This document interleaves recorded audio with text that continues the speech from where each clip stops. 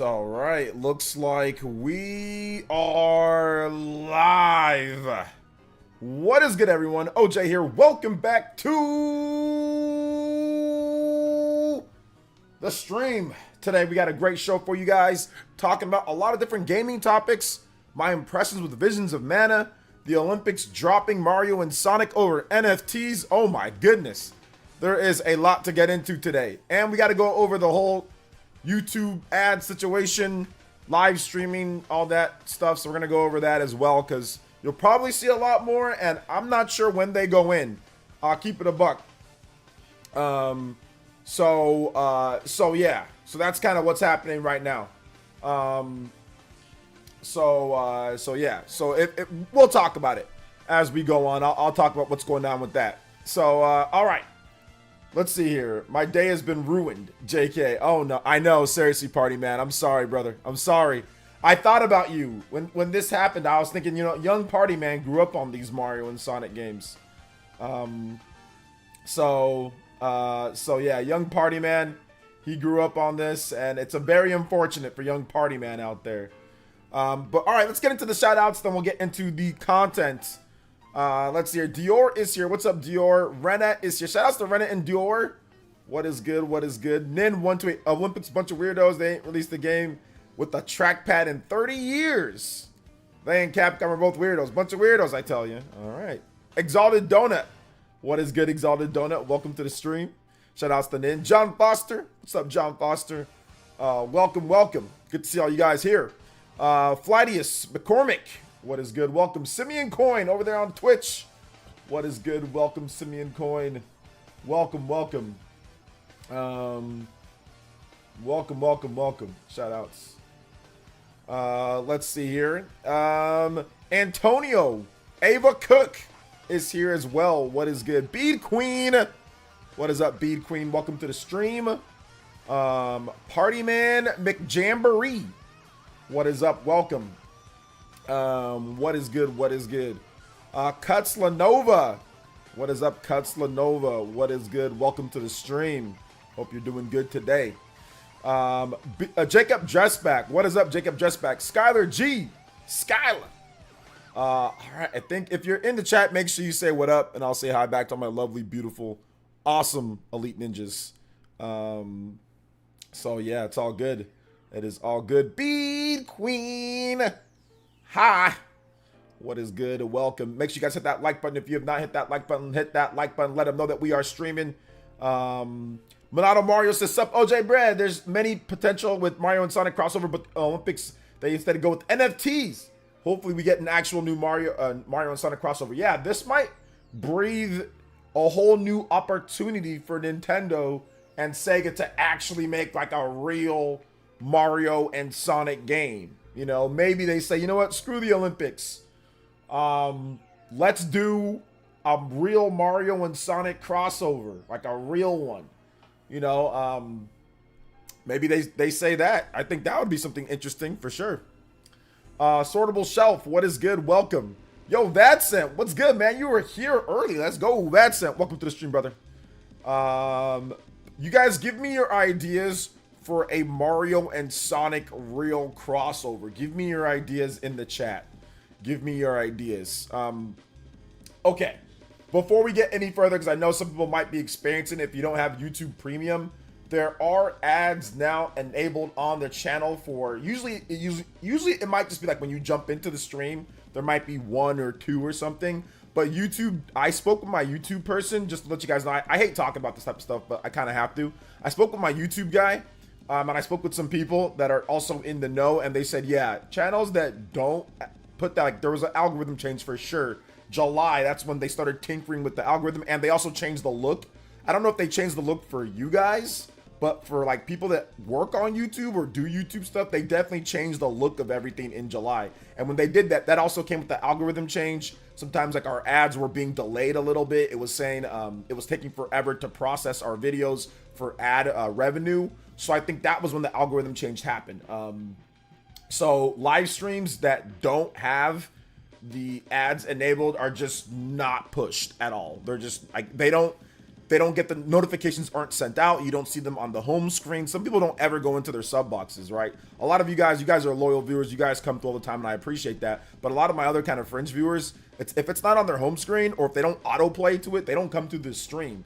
And unfortunately, YouTube, if you don't have the automator enabled, then those people just don't show up or just don't come over, or you just don't get those viewers. So we have to enable it. It's unbalanced right now. We'll see how that works. But yeah, if you guys get excessive ads or if there are ads, I'm sorry.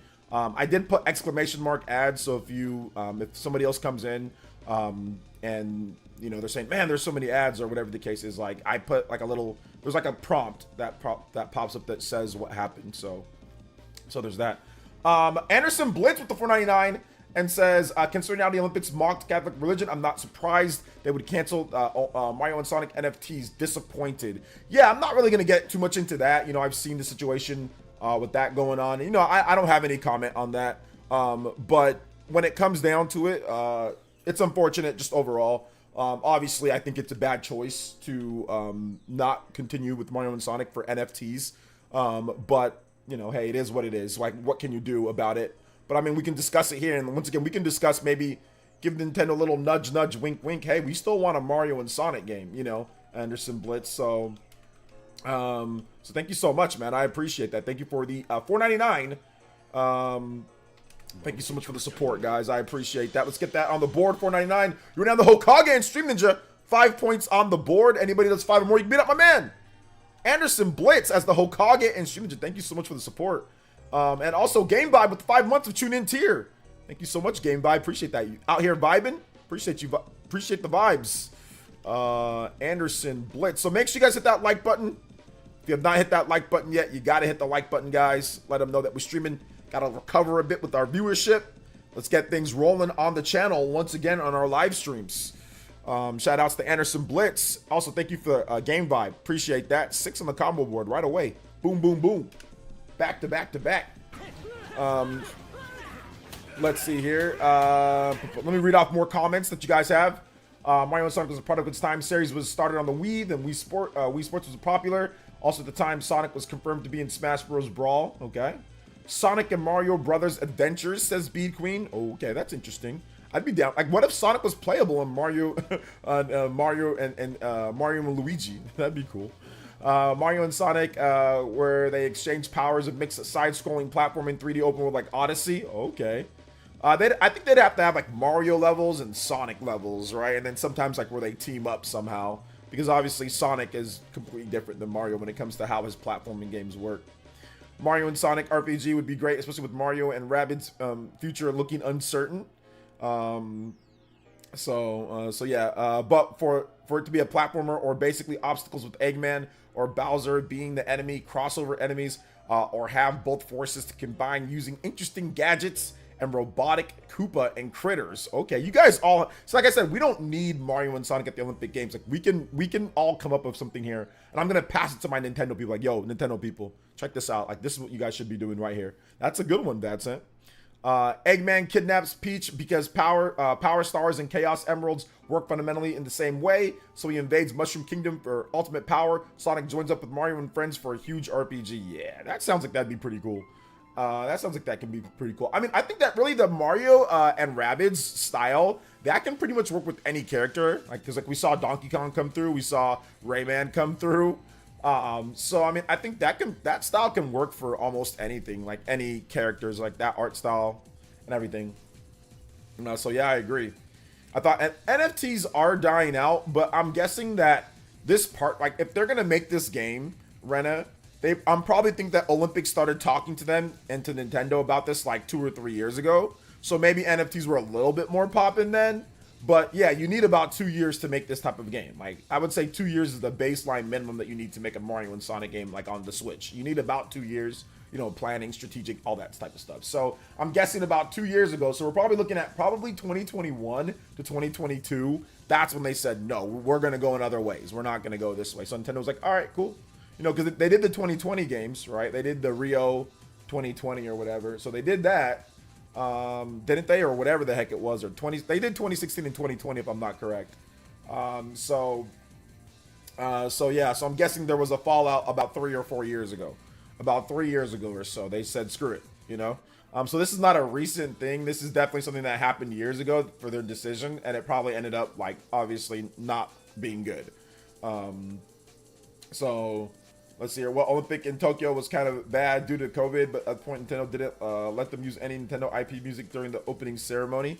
Okay, kind of bad. Well, yeah, I'm not worried about the actual like Olympics, how good or bad the quality of the Olympics are. We're just talking about the game per se, you know. But yeah, there was the COVID situation that was happening that caused a lot of issues across the board. Hey, what's up, Ross? Welcome. Well, Olympic has been winding down in popularity. Last Olympic was bad due to COVID. Okay, yeah. I don't care about how good or bad. I don't watch the Olympics. To be honest, I haven't watched the Olympics in a hot minute. I can't even remember the last time I did watch. Like, I've seen clips, but I just watch clips of people winning. I don't sit there and watch the Olympics all day. That's just not a good use of my time. Let's see here. Give me Mario and Sonic breakdancing in Paris. That sounds like a good idea. That's better than NFTs, Jeevis. Mario and Sonic RPG would be what I would want. Having sections where Mario and Sonic team up and Amy and Peach team up would be sections with Bowser and Eggman. Oh yeah, that'd be pretty cool. So that'd be really good right there. That'd be super good right there. I'd be down for something like that. And Knuckles, who would be the Knuckles and Luigi? Or who's Tails and Luigi, right? That'd have to be Tails and Luigi teaming up together. Awesome. That would be interesting. Though I'll see what I can do. A lot of stuff is rendering out. I'll put a brainstorm together. Bring it to your desk. I'll come up with some levels and stuff. I mean, you don't have to. I mean, I know you already got a ton of work, Bad Sense. So I mean, I don't want to add any extra work to your plate, dude. I mean, if you want to do it and you have the time, that's cool. But I know you're super busy, so it's all good, man. Yoshi and Knuckles, Tails and Luigi, Yoshi and Knuckles, yeah, that's a good idea. Only watch Taiwan athletes. I watch basketball and soccer during the Olympics. That's it. Yeah, I watch the basketball like on YouTube afterwards. I'll just watch the recap of the game. You know, I don't know. I haven't watched any full basketball games though. I just watch the clips on Twitter. Like they'll be like, "Oh, LeBron did this," or "Oh my God, like Rudy Gobert got dunked on," or Wembanyama did this, you know, or whatever. So I don't really watch it, you know, just because, like I said, I just don't feel like it. You know, like I just feel like, you know, I'm either taking care of my boy or I'd rather like play a game, or if I have free time, you know, or I'm editing, so, or I'm with my wife, spending time with her, so yeah. Let's see here. Amy and Peach Showtime. I'm mad about the whole Mario and Sonic at the Olympic Games situation. Everyone is. I don't know if everyone's mad, but I know that definitely everyone seems like people have an opinion that they shouldn't have got rid of it because of NFTs. I mean, listen, I talked about it yesterday on stream and I was like, yo, man, like this is kind of corny. Like that. I mean, but you know, I wasn't a huge fan of the games, but you know, it is what it is. But then we found out that it was because of NFTs and esports, and it's just like, okay, that's ridiculous that you guys would, you know, drop it because of NFTs and esports, you know, like why? Out of all the things, so, out of all the things, it's just corny. So yeah. But it is what it is. Hey, what's up, PG? How you doing today, young lady? Welcome to the stream. We are talking about the Olympics ditching Mario and Sonic for NFTs, which is just ridiculous. All right, guys, I'm gonna put out another PSA or another bulletin. We're at 31 likes. Let's see if we can get to 50 likes ASAP. 27 more likes. Let's do it. Appreciate you guys coming out to the stream today. 10-year-olds all over the world are crying simultaneously. Party Man's 10-year-old self. Very upset. Did you watch the 1992 Dream Team playing at the Olympics before? I caught some of it when I was younger, but I didn't watch the whole thing. But yeah, I did catch some of it when it was on TV. But most of that stuff I've just watched on like just YouTube back in the day. Hey, yo, PG! Pink Geratina with the $4.99 says, I'm doing all right. I'm sad that they dropped them. Yeah. Make sure you guys check out my girl Pink. She's doing some awesome stuff. If you're into like shooters like Overwatch and stuff like that, competitive gaming, she can body all of you guys in like like Apex Legends and Overwatch, and like Apex Legends. She's like the best Apex Legends player I've ever seen. So check out her channel. It's awesome stuff. If you guys have not watched their channel, check it out. Just hit over 5,000 subs. So I just noticed that. Congratulations on that, PG. Congrats. Thank you for the $4.99. I appreciate you, young lady. Thank you so much. Guys, subscribe to her channel too, if you can. All right, let's go here. We got 11 on the board, guys. We are 4 away from a combo breaker. Let's go. Thank you guys so much for that support. I do appreciate it. 4 away from a combo breaker. 15-minute extension on the stream. So let's do it. Shout outs to PG. Appreciate you. I'm an Apex Sweat on Twitch. Nintendo Lover over here on YouTube. All right, there you go. Check out her Nintendo videos. She talked about the whole situation with Splatoon. I did see that video. PG, that was one of the videos that I first caught wind of what was happening a while ago that you made. So check that out. Party Man, I think you'd like her channel. But yeah. I watch it whenever I'm on Twitch, and I like, you know, if I'm editing, I see you streaming, I'll definitely stop by. I'm usually lurking though. I lurk because I'm editing, recording voiceovers for people, commercials, doing stuff like that. Thank you so much. Another $1.99, but thank you for the love as always. Shout outs. Thank you so much, yo, PG. Thank you so much for the multiple donos. I appreciate that. And you're now the Hokage Stream Ninja. Let's go. Thank you so much. Let's get you up on the board, young lady. Big love. Don't worry, I'll return it. I'll return the favor. Just gotta catch you when I'm not. I'm a sweat on working for some of my other projects that I have. So I usually don't talk when I go into any other streams, anybody else's stream. All right, shout outs to P. And after the whole Dark Side Phil thing, I think I'm done talking in people's stream. after I'm done talking in people's stream after the whole Dark Side Phil situation that happened. Oh man, where I was plastered all over every single freaking like troll channels videos. Because the Dark Side Phil banned me from his chat when I told him to stop playing the victim for something that he was whining like a little baby. So I was listening. I was just, like I said, I was editing, and this dude been whining. I'm like, bro, stop playing the victim. I just said it like, just stop playing the victim, and then he just like instantly banned me. So I was like, all right, I don't want to get. I'll probably just be quiet from now on. I ain't gonna say nothing. But it's all good. Shout outs to Pink. Appreciate you. Anybody that's more than $7 to be out, Pink charity on both boards. All right, hold up. Never mind. Sorry. I got to do this. Anderson Blitz. Anderson B. You guys are both tied at the 5 on there. Shout outs. Let's go. What sucks about this is that we'll never see Yoshi and Tails interact with each other. I never say never. Never say never, because we could see a Yoshi and we could see a Mario and Luigi or a Mario and Sonic video game, and that could have Yoshi and Tails interacting with each other, you know? Hey, what's up, Rax the Great? Welcome to the stream, brother. How you doing today? Check out my man Rax as well is here. Check out his channel. Awesome stuff. What's up, George FT? What's up, brother? Welcome to the stream. Speaking of busy, I've been trying to learn the new stuff at my job. LOL, living in China is pretty convenient, though. Alipay is all you need when buying stuff. All right, nice. You speak the language and all that though, right, Monado Mario? So you're good. The biggest hurdle when, you know, living in a different country is the language. So you speak the language, so you should be good, right?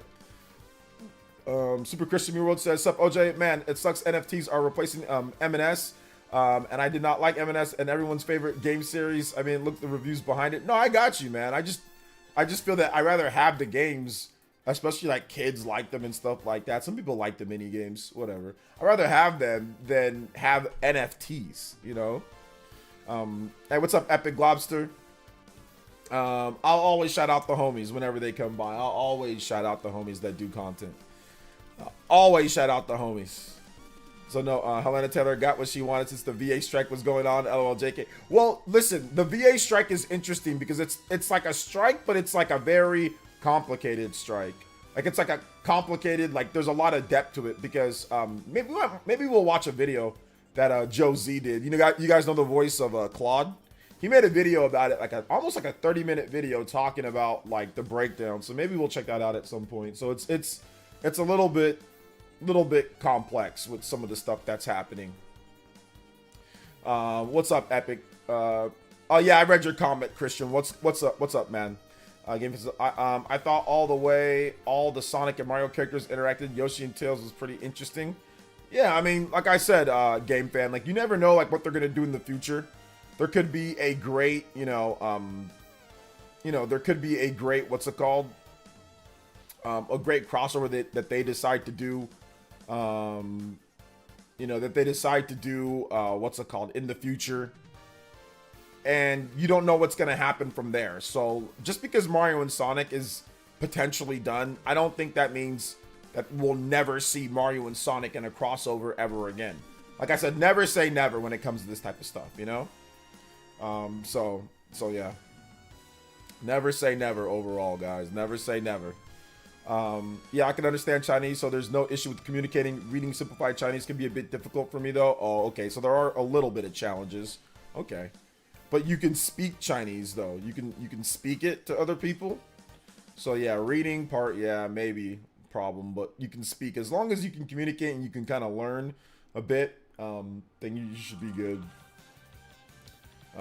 Hey, what's up, Dog Hair Don't Care? Welcome to the stream, brother. What's the update on your house? Everything, what's it looking like for repairs and all that? Looking to get back in anytime soon? Or I know you said that your situation that was going on, like some leaks or something like that, right? I remember you talking about it. So what's going on? Any update?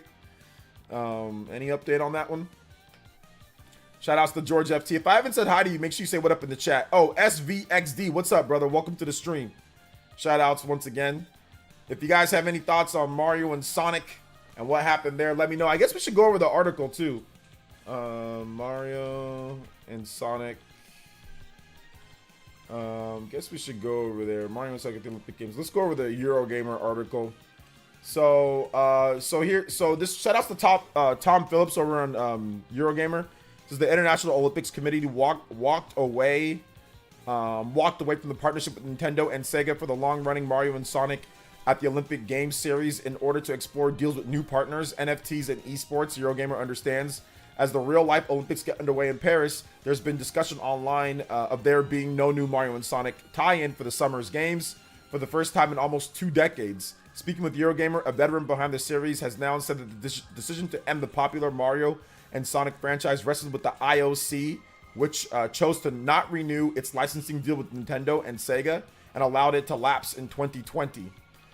They wanted to look at other partners and NFTs and esports, says Lee Cocker, who worked on almost every entry in the series, told Eurogamer. Basically, the IOC wanted to bring it back to themselves internally and look at other partners so they would get more money. Cocker previously worked at IOC, so I mean that's essentially what happened, man. And I think they failed in that respect because I don't think they would have made more. Like what have they done to make more money from that, from what we've seen at least? So they've had 4 years now. They let it lapse and nothing came of it. So, I mean, like I said, yeah, it sucks sometimes when there's a good, I mean, like I said, the Mario and Sonic games aren't the greatest, right? Like Super Christian World said it. I mean, we don't have to sit here and, we call a spade a spade. They're not the greatest, but people still like them. Just because they're not the best, that doesn't mean that there isn't some value for people out there. So, I mean, and it's the only time that you'll see Mario and Sonic interact like this, at least all the characters interacting in this type of way. There's no other game. I mean, there's Smash Brothers, but there's barely any characters from Sonic in Smash Brothers, right? There's just Sonic. So, and like there's assist trophies and whatever, but there's not really like a full interaction like you see with Mario and Sonic games. So I don't play the games. I mean, I've played them before, but I don't really play the games like that. But let me see Mario. Let's see what the best ones are. Mario and Sonic, because like they don't ever review very high, right? These games are always in the mid, 66 out of 10 rated, 7 out of 10. If you're looking at it like Mario and Sonic at the 2014 Olympic, or I think the earliest one was Mario and Sonic at the Olympic Games. Just Mario and Sonic at the Olympic Games. I mean, that's rated a 67, so it's okay. It's not anything great. So then 2 years later, Mario and Sonic at the Olympic Winter Games, that was a 72. So that's actually not bad on the Wii. So not bad rated.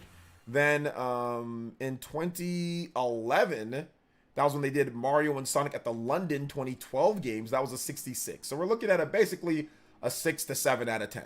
And then, but the whole hold up, the Wii U game was terrible apparently. Mario and Sonic at the Sochi 2014 Olympic Winter Games, that's 55. And then Mario and Sonic at the Rio 2016 Olympic Games, that was a 60. And then the last one was Mario and Sonic at the Olympic Games Tokyo 2020. That was basically a 7 out of 10, 69. So, you know, yeah, like they're okay. They're not like the worst games in the world. People online were talking about them as if they're like the most terrible games ever. They're just a mini game collection for kids, essentially.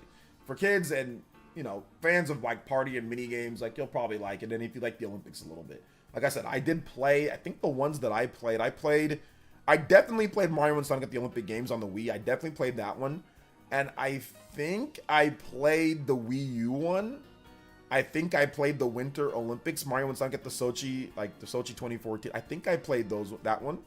I'm not sure. I might have played another one or two, but I'm not 100% sure. Over the years, it's been, like I said, they've been doing this for going on almost 2 decades now. So yeah, it sucks. It sucks, but it is what it is. It says, yikes, I'm looking at basically needing asbestos abatement company to tear down the walls properly. Need the master plumber to basically say, yes, this wall needs to come down and address the leak, kind of BS. Oh, sorry to hear about all that, dog hair. Yeah, hopefully your insurance can cover all of that good stuff, or bad stuff, more like it. All right, my phone's going off, guys. Sorry about that. All right, now I'm good. Last one had 16-bit Sonic and 8-bit Mario. Should have 16-bit for both of them. Okay. They're average games, but I enjoyed Mario and Sonic on the Wii and the DS mostly. I never played on the DS. Shane says, this sucks for Mario versus Sonic. Yeah. Mario and Sonic feel like the Wii era games that lived out its existence. Yeah, I mean, it's a licensed game though. So as long as there's Olympics, then there's the games. So it's not really tied to one era or another. It's just simply it's a licensed game. So, I mean, you're just going to keep getting them until the license expires. And that's what happened here. We just kept getting them until the license expired. So, very unfortunate. Very unfortunate. I thought all the way the Sonic and Mario games character Yoshi and Tails is pretty interesting. Okay. I can understand Chinese, so there's no issue with communicating. Reading some polite Chinese. Okay, yeah, I got you on that one. Hey, what's up, Iscal? What's up, D Money? Who did I miss? If I missed you in the chat, make sure you say what up in the chat. Make sure you say what up in the chat if I missed you. The only Mario and Sonic game I played was the first one. Yeah, I remember playing the first one a lot because like it was the Wii, it was new, it was Mario and Sonic. I mean, we hadn't seen anything like that, right? Like, and at that time I was probably a little bit more into the Olympics than before. But yeah, that came out November 7th, so that was like my first year at state. I remember definitely checking the game out at some point. Probably, I think over the summer, or did I play it at a friend's house? There was this, it was my friend Andre.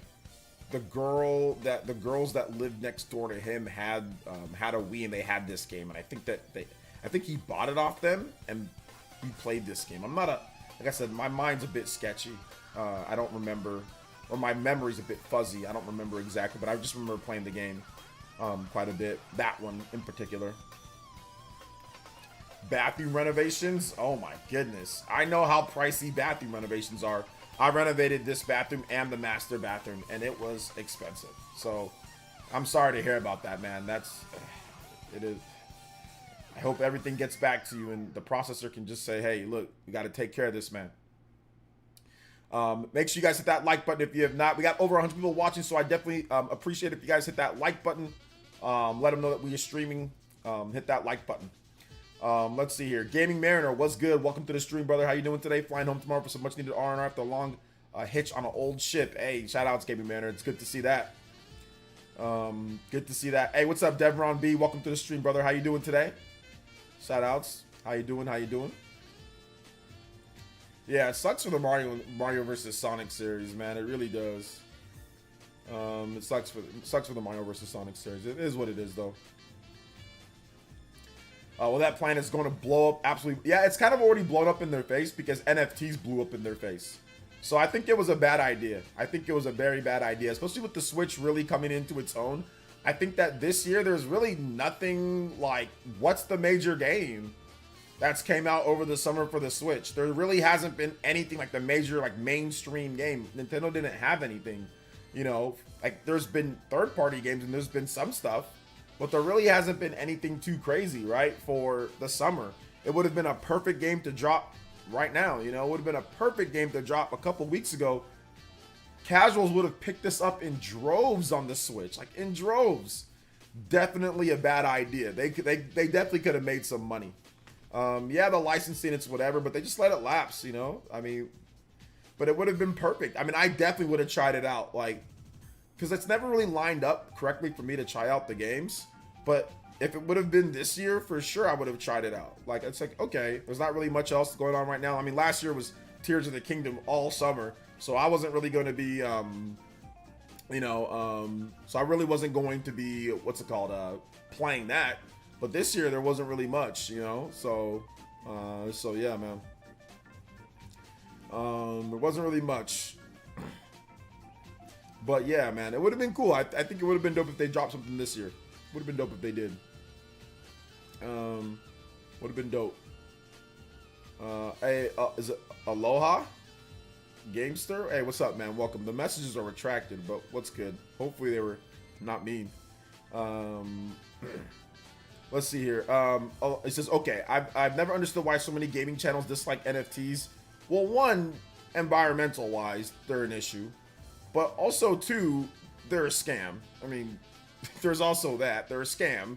Artificial scarcity, fake, all digital, nothing. It's just a scam. That's really just what it comes down to for the most part.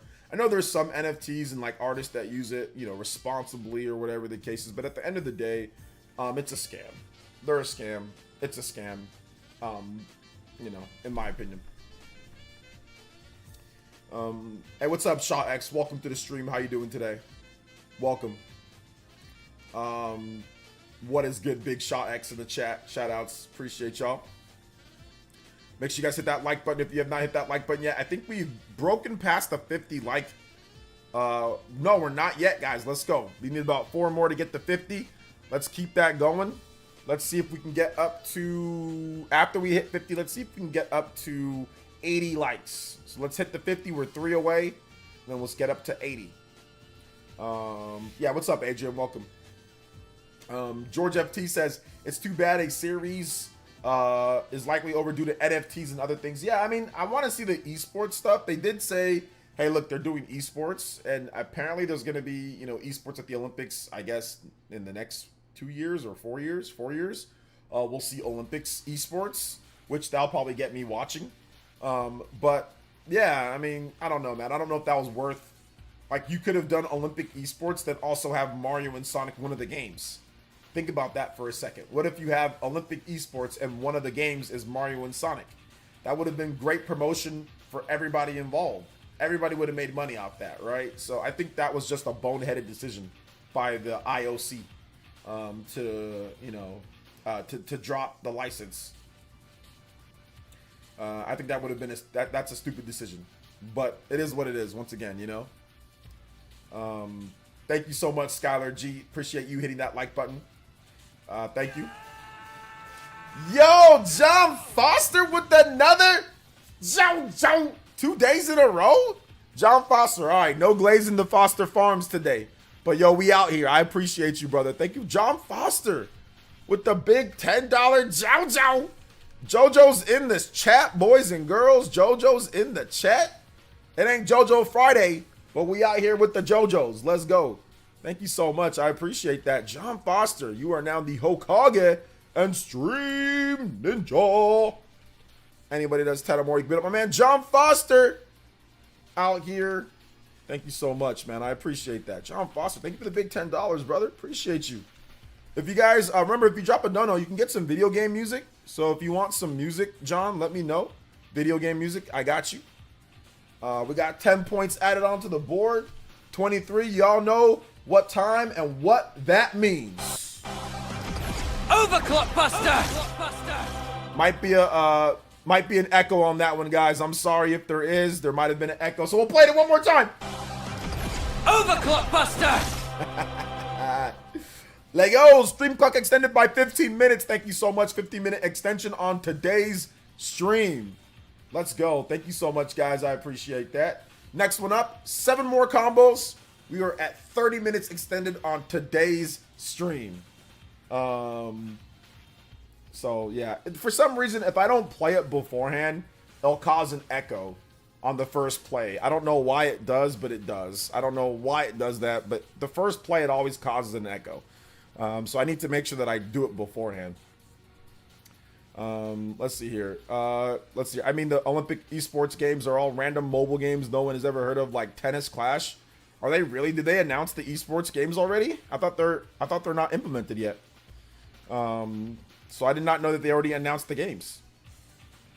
Shout outs to John Foster, though. Appreciate you. Let me get the JoJo up on the board as well. My bad. Let me get that JoJo up on the board. Thank you so much. Hey, what's up, Mega Lee? Welcome to the stream, brother. Welcome, welcome. Shout outs to Marcel Wade, of course. Cuts Lenova. Elite Ninjas Extraordinaires. Let's go. Shout outs. Love to see the different badges in the chat, guys. Love to see that. Thank you guys for your long-term support. Cuts, Marcel Wade. You guys know who you are. George FT, Skylar G, Dior, Rena. Appreciate you, Rena. Yours should be changing pretty soon here, right? I think coming up. It's going to be a little bit longer. Now that I finished Shadow the Urchi, I'm going back to SMT 5 before Black Myth Wukong. Yeah, I've just been all SMT 5. And man, y'all will never, you guys know what I did. What's up, Justin Smith Williams? How you doing today, brother? Welcome to the stream. I hope you're doing good. You guys know what I did? I actually cut Visions of Mana off mid play. I was playing the game. I got past the little battle royale part. I just cut it off. I'll just cut it off. Not because it's a bad game. It's a fine game, but it just don't compare to SMT. I had a little bit of time to play games this morning, and I'm like, yeah, I'm not gonna spend my time playing this game when there's SMT. So I'll play the game when it comes out, but it's nowhere near as good as SMT. The gameplay, at least from what I've been playing. But it's good. It's definitely good. It's just not SMT 5 Vengeance. So I had to cut it off. Well, I had to cut it off because I'm like, I don't have time, and I want to just play SMT 5. So, Chartar with the $2 says, is PS thinking of delaying the Pro's launch? I've been hearing some rumblings about a delay, but I don't know if that's actually going to be the case. I don't know if it is, but no. I'll give you guys my impressions of Visions of Mana. It's a very good action RPG. If you're into like Grand Blue Fantasy Relink, it reminds me of Grand Blue Fantasy Relink even more. You know, it's very much like that game. Very much like you know, a lot of these action RPGs that are out there. I find it to be like, I think it's good. The graphics look great on PS5. So yeah, I'm enjoying it. I think it's good. I just had to cut it off because I just want to play SMT 5. Thank you for the big $2 though. Shout outs to my man, Chartard. 5 away from the next overclock. Let's go. Visions of Mana was mid. I cut it off after I beat the side boss. I'll cop it when it's $24.99. I can understand that thought process. I think it's good. I would say that it's a little bit above that. I would say that it's like good. I think it's like a 7 to 8 out of 10, which the Mana series has always been around that. I like personally Secret of Mana and Seiken Densetsu 3 more, like a lot, especially Secret of Mana. I love that one so much. But the Mana series is about just that. Like most people are gonna think that it's mid or just not play it, and then others think that it's just like good, like it's just a good series. I think it's good. It's not as good as SMT. It's not as good as Persona. It's not as good as Final Fantasy. It's not as good as Xenoblade. It's not as good as like Octopath Traveler. It's not as good as like a lot of other RPGs out there, but it's still good. Like I think it's still solid, but I get that. Yeah, the $24.99 it'll probably be like that soon, because I don't think after this demo, I don't think Xbox and PlayStation and PC players are going to be playing this game. I don't think so. I don't think they're going to be buying it. I mean, I think that once it comes out on Switch 2, I think people will just buy it on there more. Or just wait for discounts, but I don't really think it's going to do any type of big numbers on Xbox or PlayStation. But we'll see. Maybe I'm wrong. Maybe I'm wrong on that one. Let's see here. I'm playing SMT 5 on PS5 because I already beat the game on Switch. So I beat the base version on Switch, so I'm playing Vengeance on PS5, and it's fantastic. I'm running through SMT 5 as well. It's 10 out of 10. SMT 5 Vengeance is like a 9.5 to 10 out of 10 for me. I'll have my review at some point. I'll do my review. I'm 70-something hours in. I'm about 60-something% done with the game. At least that's what PlayStation is telling me on like my little title card. It's like I'm like 60-something% done. So I'm trucking. I'm getting through there. Still got a bit more story and stuff to do. So so yeah. Yeah, I don't know if are you talking about Huddy? Are you talking about with Visions of Mana? Whoever brought the idea of dropping Mario and Sonic for NFTs should be fired out of canon. Yeah, I agree. I agree with that assessment. It's similar to Grand Blue. Yeah, it's similar. I mean, if you really like Grand Blue Fantasy, then you're gonna be all over it. I will say that for me, the action RPGs where, you know, obviously like everyone's just going and just yelling all on screen without any real type of extra like real depth, right? Like Xenoblade type of depth or like battle management type of depth where like, you know, you're just kind of mashing. Those are kind to wear on me. Like even like Grand Blue, I thought it was good, but that kind of wore on me a bit. I'm kind of, now that I'm older, I think I kind of like the more strategic, you know, strategic type of play. I think and maybe that's why I like turn-based RPGs a lot. I think as I get older, I'm less of like the and more of like, hey, I'm strategically setting up, strategically doing my moves, or it's like a turn-based RPG, right? So I think that's what's happening here. Like I think that if I'm gonna play like an action RPG, it's got to be one that has like a ton of depth, and it's just like one character, almost like a Souls type of game. So something like Astral Chain, right? Something like that. Crazy amount of depth, less characters, less clutter on screen. Or something like Stellar Blade, you know, good amount of depth, not the most depth, but good amount of depth, but only one character on screen and you're just fighting in that type of way. Like the days of me like really being super like, oh my god, these are my favorites, where I have like a bunch of like anime characters on screen and they're just like, it's just like an action RPG. You're just mashing button, and just, you know, just doing a bunch of just different attacks, right? Like, I don't know, like Grand Blue's like that, which is not bad. You know, this game's like that. Visions of Mana is like that. Looks great. But I think those are definitely lower on my totem pole at this point in my life. So yeah. It reminds me of when Square Enix used to make games like Threads of Fate, just decent little charming games you can play on the side or something. Yeah, exactly. It's still worth playing. Like, I still think that it's a good game. I think that people are gonna enjoy it. I think I'm gonna enjoy it. I'm gonna play it day one. I'm still playing it day one. So I'm gonna enjoy it myself too. So yeah. I mean, there's definitely strategy. Let me make sure that I'm very clear with this. There's definitely strategy to the game. Like to Visions of Mana, there's strategy. Like they have this whole you know, magic system and whatever little fairy system that they've got there. They've got a lot, like the tutorial kept on popping up, so they got like a weakness and resistance. They've got a different elements. They've definitely got quite a bit. They've got a lot of different classes you can pick from. So there's a lot of strategy, but there's just no point in me jumping into this game right now, like right in the middle of the story. And, you know, I don't see everything from the beginning. Like, I don't really like playing games like that, you know? So especially like action RPGs with a bunch of characters. So, I mean, there was no point in me even continuing playing. I'm already going to buy the game. I'm already buying it day one. So there was no point in me continuing. I was just like, let me just stop playing this because I'm just wasting my time, and I'm just going to play SMT 5 instead, and then let me get SMT 5 beat and then I can think about, you know, what's next for Visions of Mana and all that. So I know it's a random but off topic, but I'm surprised that Paper Mario 1000 Year Door wasn't on your recent list of top 25. Top 25 what? Top 25, which top 25 list? Turn-based RPGs. Here's the thing about it. I tried in that list, if you go look through that list, right? That list, I tried to go with stuff that was like newer. I tried to not just go with all of the remasters and re-releases. I mean, I had some of them in there, but I tried not to go with a lot of them. So I decided to keep it out. But I did put like SMT, like Nocturne in there. But I tried to, I mean, I put Mario plus Rabbids Sparks of Hope in there instead.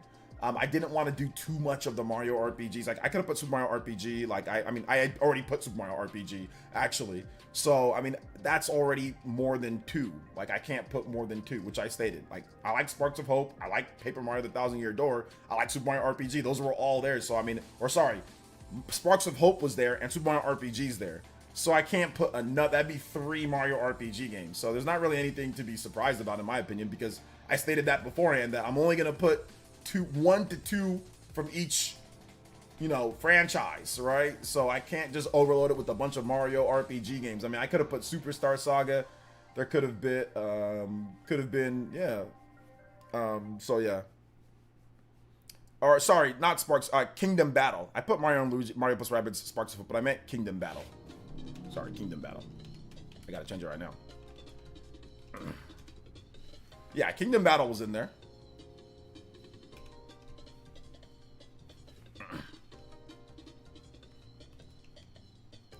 So that's the reason why. We can't just overload it. But yeah, Paper Mario: The Thousand Year Door is awesome. It's really good. It's definitely could have been, but you know, we gotta do some limited. We can't put too many on there. Let's see. I'm exact opposite. I enjoy ARPGs and action RPGs over turn-based games like Oninaki, Trinity Trigger, Harvestella, Crisis Core, Eastward. Only turn-based. I like Octopath and Persona. Yeah, I mean, all those RPGs are kind of, no offense, but they're kind of brainless. You know what I'm saying? They're pretty easy and brainless, and that's fine. You know, and I probably would have liked those more compared to turn-based back in the day. But for right now, those are just all kind of like, you know, pretty simplistic. As I've gotten older, I like the more in-depth and strategy. Like SMT has a million different strategies that you can do. There's so many cool different things that just aren't available in an action RPG, because action RPGs, you have to move too fast. So they can't overload you with too much depth or too much strategy. Otherwise, you're going to be confused. I mean, people even say that, like let's say Xenoblade, right? There's a lot of stuff in that game. So people are kind of like, with that. So I get it. But those type of RPGs like Oninaki, Trinity Trigger, stuff like Harvestella, those are, you know, nice, you know, simplistic, cool RPGs to play. And yeah, they're cool. Like, they're not bad at all, Alex. Like, I you know, those are great. But like I said, as I get older, I kind of like more depth. And stuff like SMT, Persona, those definitely give you a lot more depth with the battle systems and what you can do compared to a lot of those other, you know, smaller ARPGs or action RPGs. I mean, Eastward is a complete weirdo game. I mean, I'll just say that right now. I'm not trying to hate on that, but I play that game. Eastward is a complete weirdo game. Like, is that even an ARPG, action RPG? I don't even know what the hell that game is classified as, but that's a weirdo game.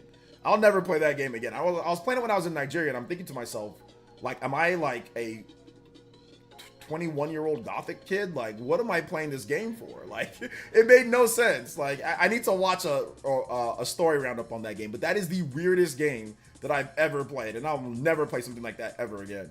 But yeah, I can understand why you like that type of stuff, bro. Like, that it makes sense. I mean, I like those games too. Like, in general, like, I'll check out those games as well, you know. But here's the thing that I noticed, like, a lot of those games I end up falling off. Like, I end up falling off on all those type of games. I end up just like not finishing them because it's just kind of like, okay, I'm just still mashing the buttons over and over and over, you know?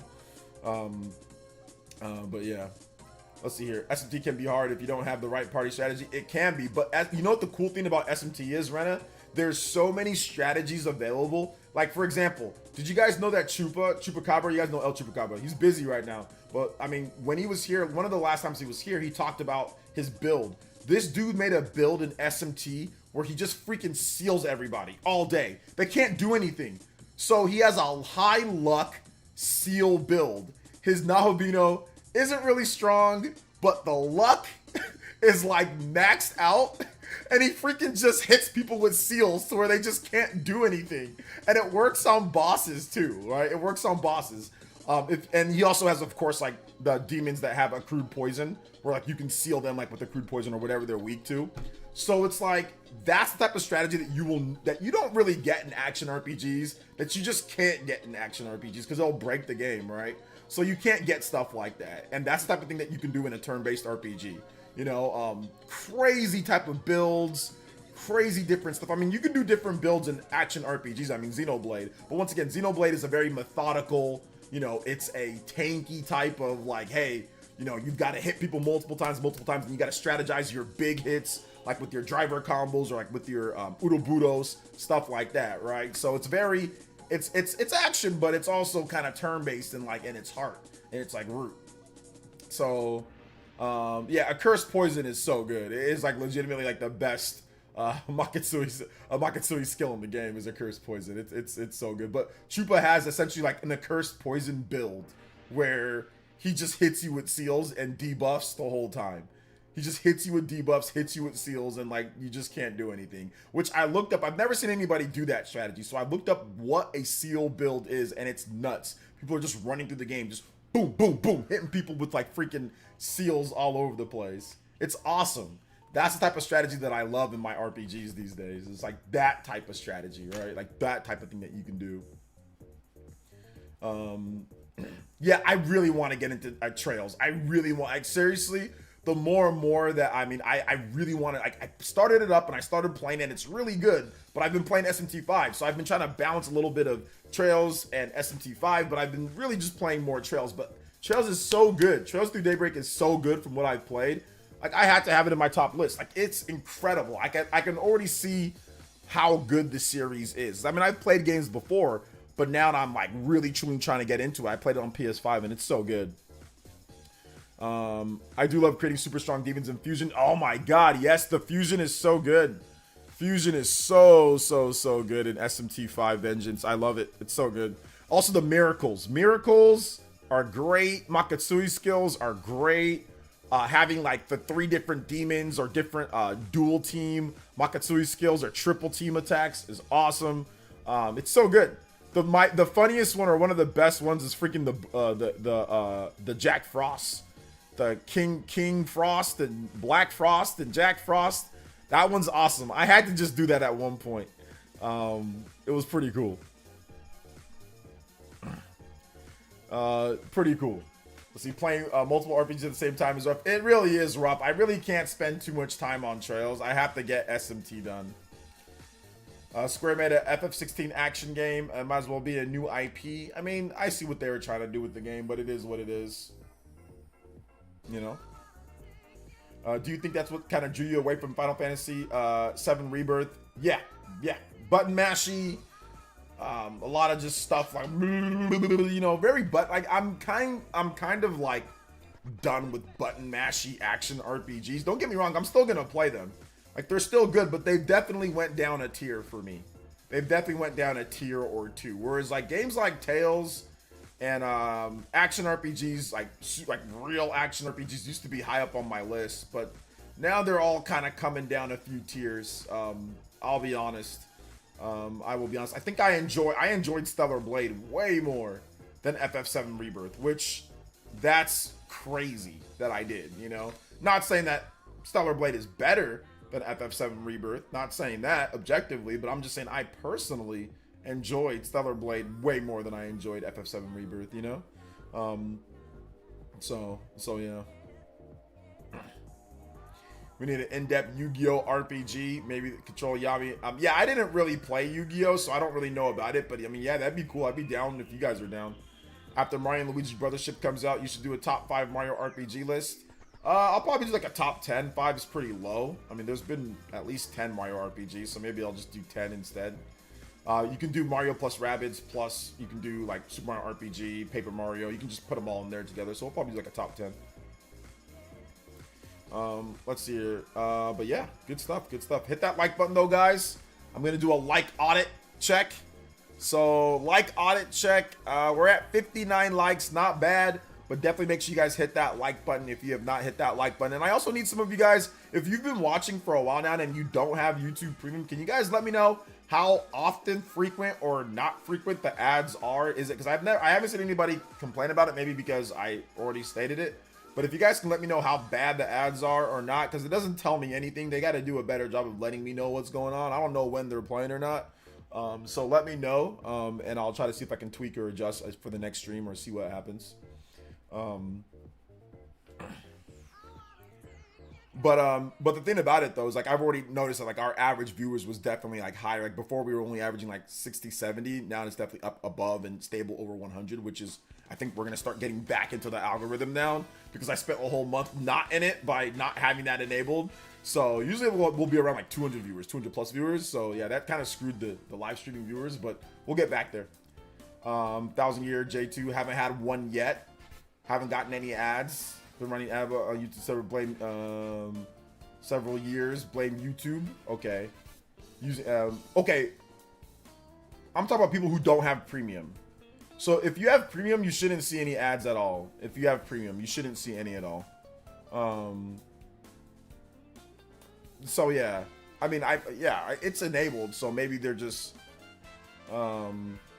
maybe it's just not doing it. I don't know. YouTube's weird. Anyway, it's enabled, so whatever. OJ, I think you should like some of these Yu-Gi-Oh games. Legacy of the Duel is really cool. I don't like Yu-Gi-Oh though. I don't watch the anime or anything like that. So there's not really any reason for me to play Yu-Gi-Oh.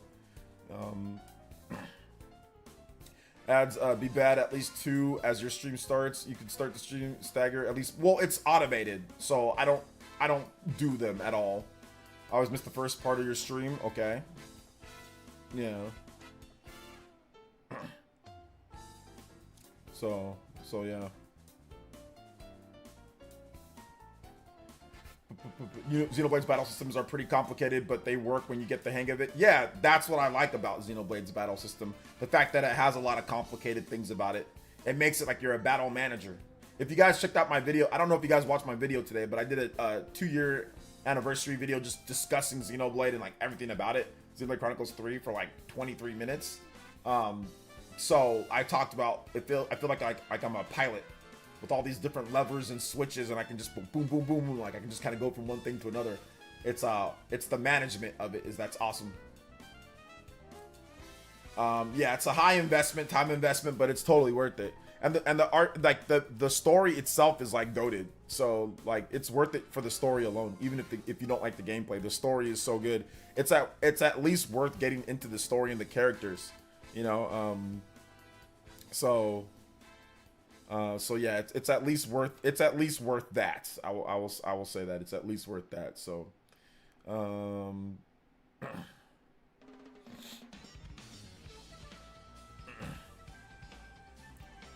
I think meant Grandia 2 battle system was really good. Enchanted Arms Legend of Dragoon battle system is good as well. Yeah, playing Xenoblade Chronicles Definitive Edition right now. Gustavo, hey, let's go, man. That's a great game.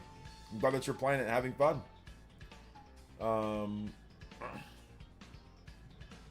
Very, very good. Very good. Getting into Xenoblade ain't hard. It's only 3 games and DLC. But yeah, that's true. But the games are time. Like each game is a time investment. But yeah, it's only 3 games. It's only 3 games. Shout outs to Richard B. Appreciate you being here, brother. Thank you for you. If you guys have premium, that also helps out too. So if you're on YouTube Premium and you watch my channel, I appreciate it.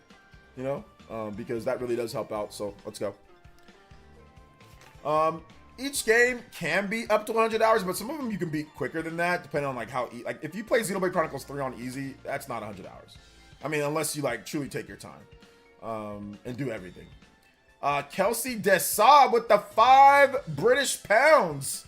Let's go. Thank you so much, Kelsey.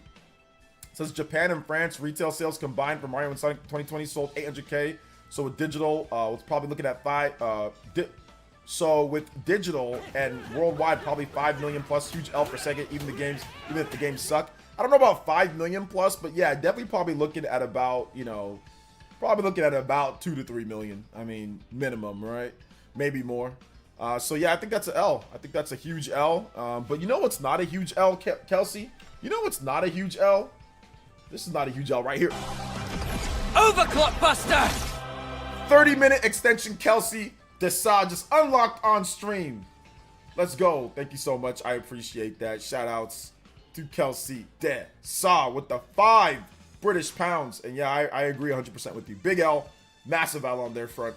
30 minutes unlocked though, guys. We are going to do another 30 minutes added on to today's stream. 2 hours and 30 minutes coming right at you. Next one up is at 45. We'll get 45 on the combo board, and we will definitely extend the stream out for 45 minutes. Halfway to 1 hour as well. Halfway there. I can understand people saying Trails since you have like 9 games before daybreak. Yeah, Trails is insane. I'm not playing all that. So YouTube it is. Like, I'm not playing all that, you know? That's too many games. That's too many games. I don't have the time. I just simply don't have the time to sit there and play 9 games beforehand, you know? Keep seeing new metaphor content. Don't think I've been this hyped for a new game since Xeno 3. Pretty sure it'll be my game of the year. Yeah, I'm very excited. Right now, it's definitely in the front runner for my game of the year. I mean, SMT 5 is like my game of the year, but it's kind of like, you know, it's. I mean, does it count? Sure, maybe it does, maybe it doesn't. But like SMT 5 is like my game of the year. If I had to give it to one, it'd be SMT 5 right now. Yeah, I think Metaphor might pass it up once Metaphor comes out. We'll see. Metaphor got that strategic battle too. It's got that action determined. It's got the best of both right there, you know? But I'm not watching any more new Metaphor Refantasio content. Like, they did another Metaphor Refantasio Atlas Presents showcase. It's like, what, 4 of them? 3 or 4? I'm not watching. I'm already sold. I'm super sold, so. Dog Hair says, I ain't gonna lie, I went surf fishing this weekend to relax. I thought about wanting to play a video game, and Stellar Blade was popped in my head. Absolutely my game of the year. Yeah, Stellar Blade's awesome. I still hope they give us Trails in the Sky trilogy remake or remaster. I need the is it Beastel and updated graphics. Okay, yeah, I didn't play those games. I just, like I said, watch YouTube videos. 1,000 Year Door is my favorite, is my front runner so far, although Peach Showtime and Stellar Blade are right behind it. Okay, 1,000 Year Door. Yeah, 1,000 Year Door is probably in my top 6. I mean, I just don't want to have a bunch of remakes and remasters and re-releases in my top, you know, my top list. I kind of want to do new games, like completely new games. So I don't know. I'm debating even putting 1,000 Year Door in my list. I'll be honest, because it's like it's the same GameCube game. But I mean, I get it. Like, it's still like there's some new things in there, but I'm debating. You know, I'm debating. But for me right now, yeah, definitely, like, you know, Prince of Persia was so good. So for me, Prince of Persia for sure. Stellar Blade for sure. You know, like I'm gonna say SMT 5 because there's all new content and it's got like a whole new brand new storyline with new content and new stuff. So I mean, SMT 5, new characters, new everything. So SMT 5 for sure. Mac Mega with the 5. Ninja Peach. Do you think the Mario and Sonic games will shoot up in price since they stopped making them? Also, where Maybe. would Super Paper Mario and Origami King rank in your top 10 Mario RPGs video? Yeah. Kappa. Yeah, I'm not sure where those would rank. I mean, they'd rank high for sure. Like, or no, hold up, never mind. Oh, Super Paper. Sorry, I thought you said something else. My bad. No, they would not rank high. Those games might not even be in my top 10. But you know, there's gonna be Super Mario RPG, and you know there's gonna be Mario and Luigi Superstar Saga. You know there's gonna be Mario and Luigi, maybe Dream Team, Super Mario RPG. There's gonna be a lot. Thank you for the 5, and also Brennan, I'm back with the 5. Hello, OJ. Hey. Can I get Sword of Swords from Trails into Reverie? Yes, you can. Thank you so much. I appreciate that. Mac Mega and Rena Habag back to back with the $5, getting us to 40. We are 5 away from the next extension, Stream Clock, Overclock. Let's do it.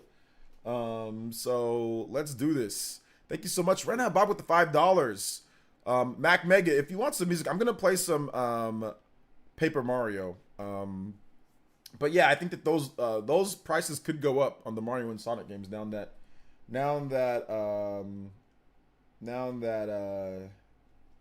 the games are done. All right, so let's see here. Let's get into this. Into Sword of Swords. All right, shout outs. Let's do it. Sword of Swords. Thank you so much for your support, guys. Appreciate that. Hates your list, whatever you like the best. To me deserves a spot. Yeah. Don't sleep on Prince of Persia: The Lost Crown, guys. That is definitely a Game of the Year contender for me.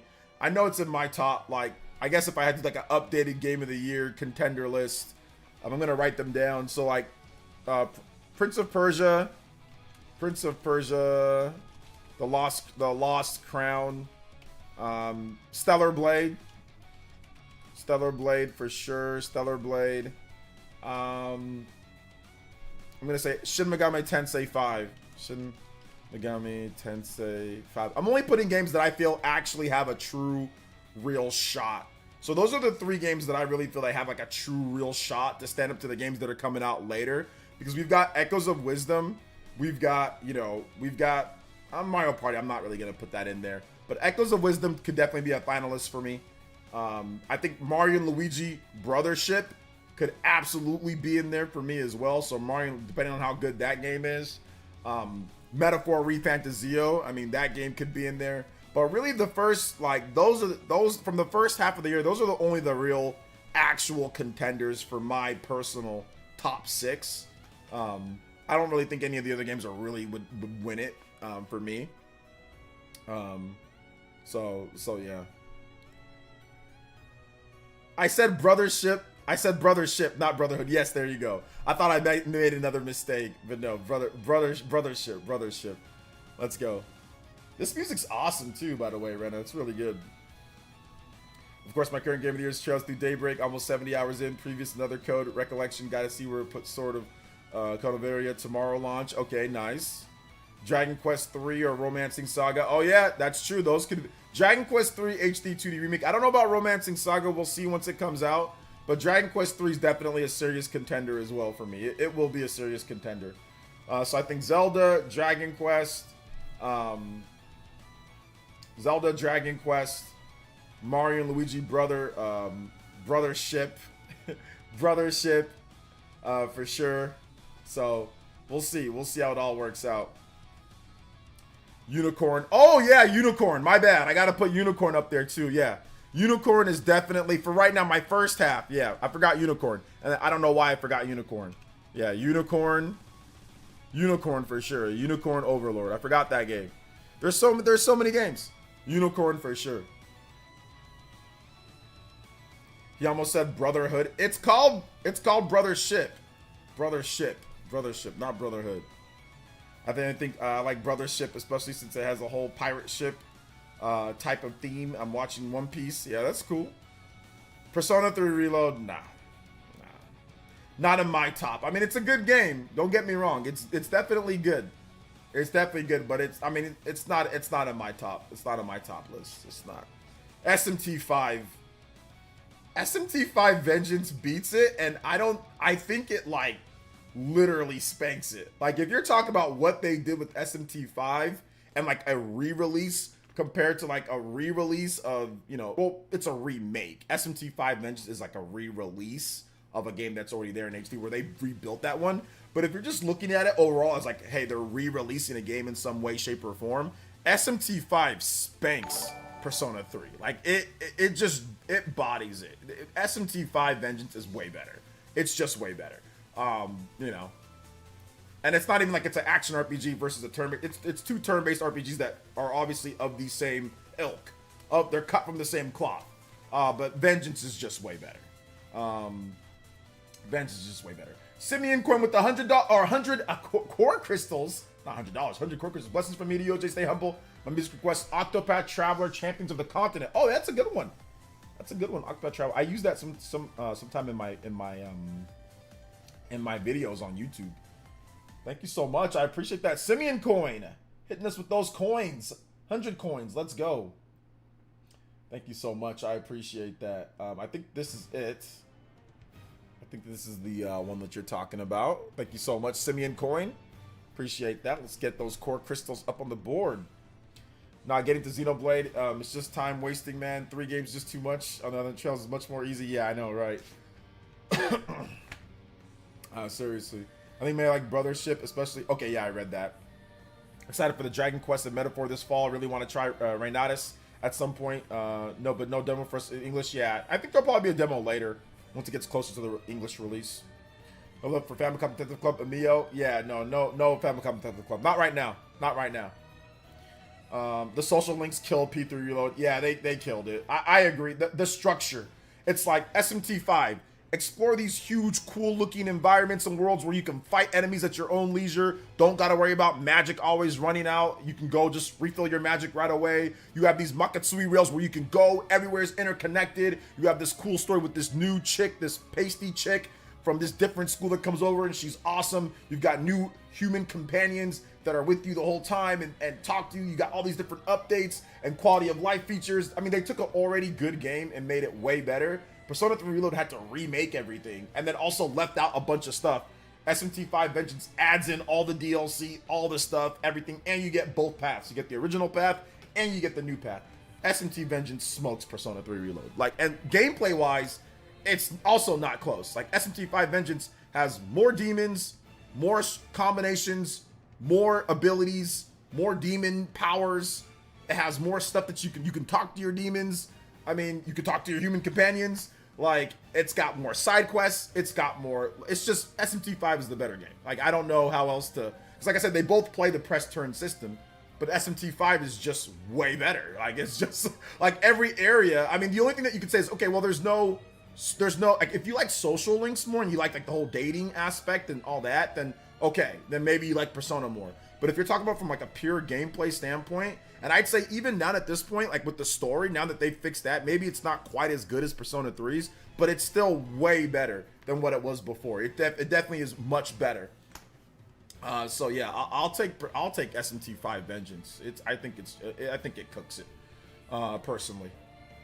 Let's see, SMT, it destroyed SMT. I like the base. I'd probably say even the base SMT 5 is slightly better than Persona 3 Reload, slightly better. But Vengeance destroys it. SMT 5, okay, we can put it on equal footing, almost. I'd say that it's kind of equal. But Vengeance in particular, that version destroys it. Not close. Come on, OJ, you only use that because Persona 3 Reload is not on Switch. Yeah, that's even though I'm not playing SMT 5 Vengeance on Switch. I'm playing it on PS5. Oh man. Yeah, I know you're just joking about. Yo, BJ Switch, what's good, man? Welcome to the stream, brother. How you doing today? Brings me great shame to admit I haven't had a chance to check out Vengeance yet. I'd expect it to be my favorite game of the year so far. No, it's all good, man. It's a big time commitment, Huddy. I know you're playing other things right now.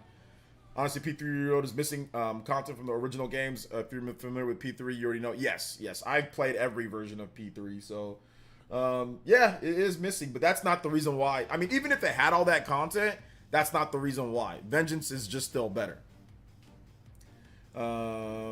Vengeance is just still better. OJ, SMT 5 doesn't spank Persona 3, assaults and violates it. I mean, I guess if you want to get, I think I pretty much said that, but yeah, sure. If you want to use those words too, you can use those words, Christian. So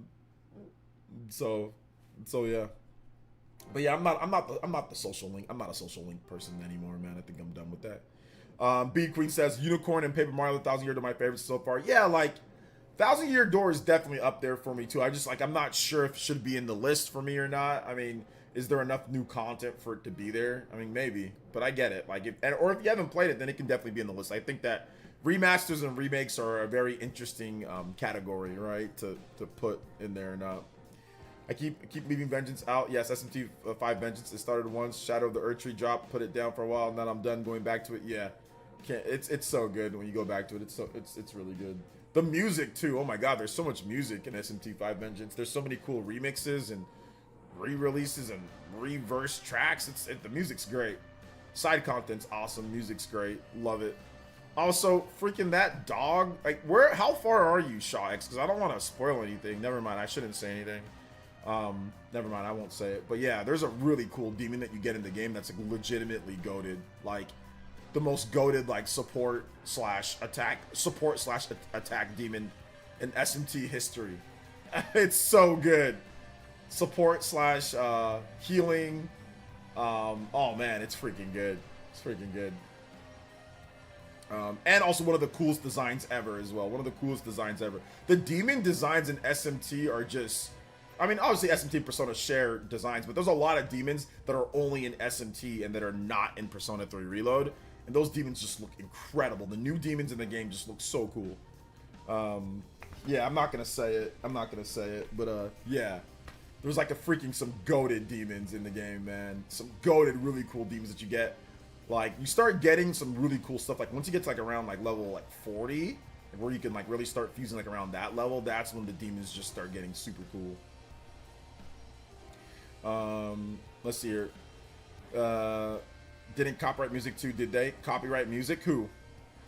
Do you recommend I play SMT 3 or can I just jump into SMT 5? You can just jump into SMT 5 Vengeance, actually, and just pick the canon, like the new path. Just pick the new path.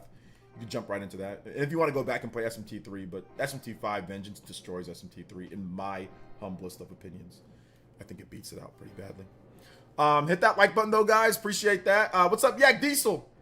What's good, Yak? Welcome to the stream, brother. How you doing today? Yak Diesel. What is good? What is good? What is good? How you doing, man? How you doing? What is good? What is good? Good to see you guys here. Sicilian with the 2 says, did I miss OJ's schedule segment? Yes, you did. Exclamation mark ads. That'll give you the breakdown on what's happening. But you know what else is not a breakdown, at least, is these 2 combos being added to the board. The 43 on the board. Thank you so much, Sicilian Gamer, with the $2. Appreciate that. John, my man John Foster, still at the top of the board with the 10. Anybody does 10 or more, you bid out John Foster on the top of the board. I'll watch your vid on the next Persona game. Do you actually think Atlas is going to change the formula or keep it the same? I think they're going to change it. Persona 5 sold well, so I think they're going to keep it pretty similar. I think they're going to change up a number of things. I think it's not going to be exactly the same.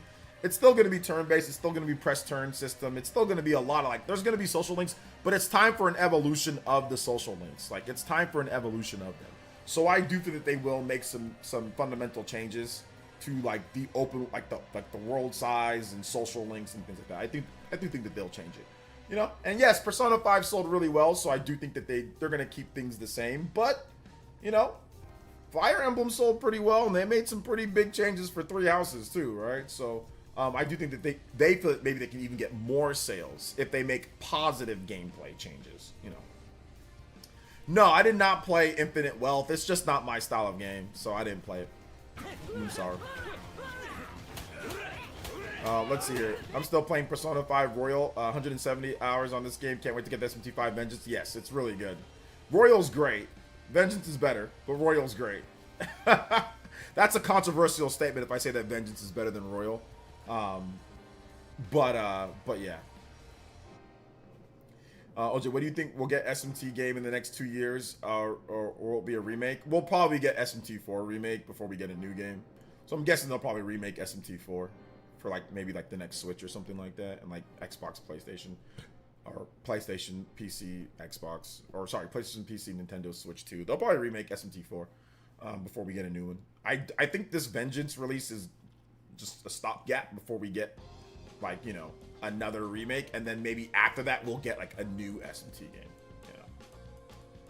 Yeah. It's all good, Roshdom. Yeah, just jump right into the Vengeance. Make sure you take the girl's hand. That's how you know it's the new storyline. They'll give you an option of which, like, you know, just take the girl's hand. And if you take the girl's hand, that's the new storyline. So just go with that. You don't got to play the original storyline. That one's kind of booty. Like, it's not bad. It's just not great. The Vengeance storyline is incredible. So yeah. I mean, they got SMT 3 on modern platforms, which that was kind of a nightmare. The code was in shambles. SMT 4 code is probably even worse, but we'll see what they can do. Broken Semitone, yo, thank you so much for the subscription. Appreciate that. Welcome to the Elite Ninja Village. Also, guys, we are 2 combos away from a 45-minute extension overclock. Let's go. Thank you guys for your support. I appreciate it. Yassine says, OJ, do you think we'll get another SMT? Okay, I already answered that. What's up, Yassine? Welcome to the stream, brother. How you doing today? Yeah, I think a lot of people would be there day one for SMT 4 remake. I think a lot of people would be.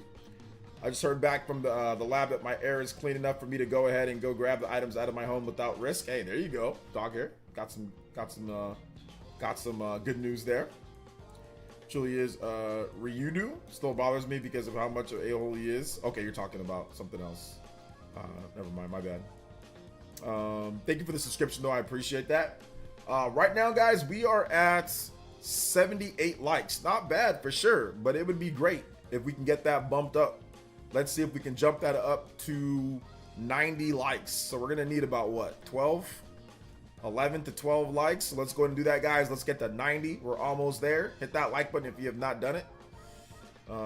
Should I drop Monster Hunter Stories for SMT 5 Vengeance? Even though I beat the OG on Switch, it sounds like a dumb question. It's not a dumb question. I think that you should just finish out Monster Hunter Stories because it's really good. So just finish that game out. and then when you get time, get the SMT Vengeance. Unless you're going to be really busy, I would say that SMT Vengeance is much better than Monster Hunter Stories. So if you're not going to have time to play it later, then I'd say then, yeah, maybe you want to just drop it and get into it. But if you can finish out, you know, if you can finish out the game and then get into SMT before other stuff comes out that you're excited about, then I'd say, yeah, just do that. Yo, what's up, Daryl Kelly? Yes, sir. Thank you for that support, brother. I appreciate you. Let's go. Thank you so much. Oh, man. You guys are awesome. You guys are awesome. But no, not a dumb question at all, Mac Mega. Not a dumb question at all. Good questions. I think we should actually move on to the final thing, though, because we didn't get to the final topic. So we should move on to the final topic here, guys. The final topic is discussing the big Xbox sales drop. So somehow Microsoft was able to compound their 40% drop with another 40% drop. So I don't know how that works. I'm not exactly sure how that works. So yeah. But it is what it is.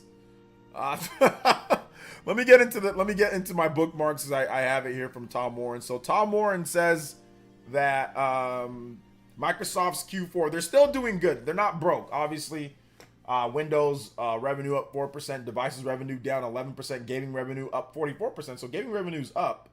Xbox content services and revenue up 61%. Xbox hardware down 42%. So that's, like I said, like that's a situation. Down again, 42% down when, you know, I don't know, you're already struggling to sell systems just in general. So revenue services wise, they're doing good, right? But Xbox hardware is struggling. So I do feel that that's the reason why Microsoft is doing all these different things, to where you're saying, hey, you don't need an Xbox. If you want to just play Xbox, all you need is the controller, and you just need, you know, a little flat Fire TV stick, or we're gonna have it streaming to your phone and all. Like they're doing that because I think that they feel that they know that they really can't rely upon dedicated hardware sales anymore. I think the writing's definitely on the wall for dedicated hardware sales, for them at least. So I think that they see that and they're like, okay, you know, what can we do to counteract that, right? So I think that's what's going on right now with Xbox.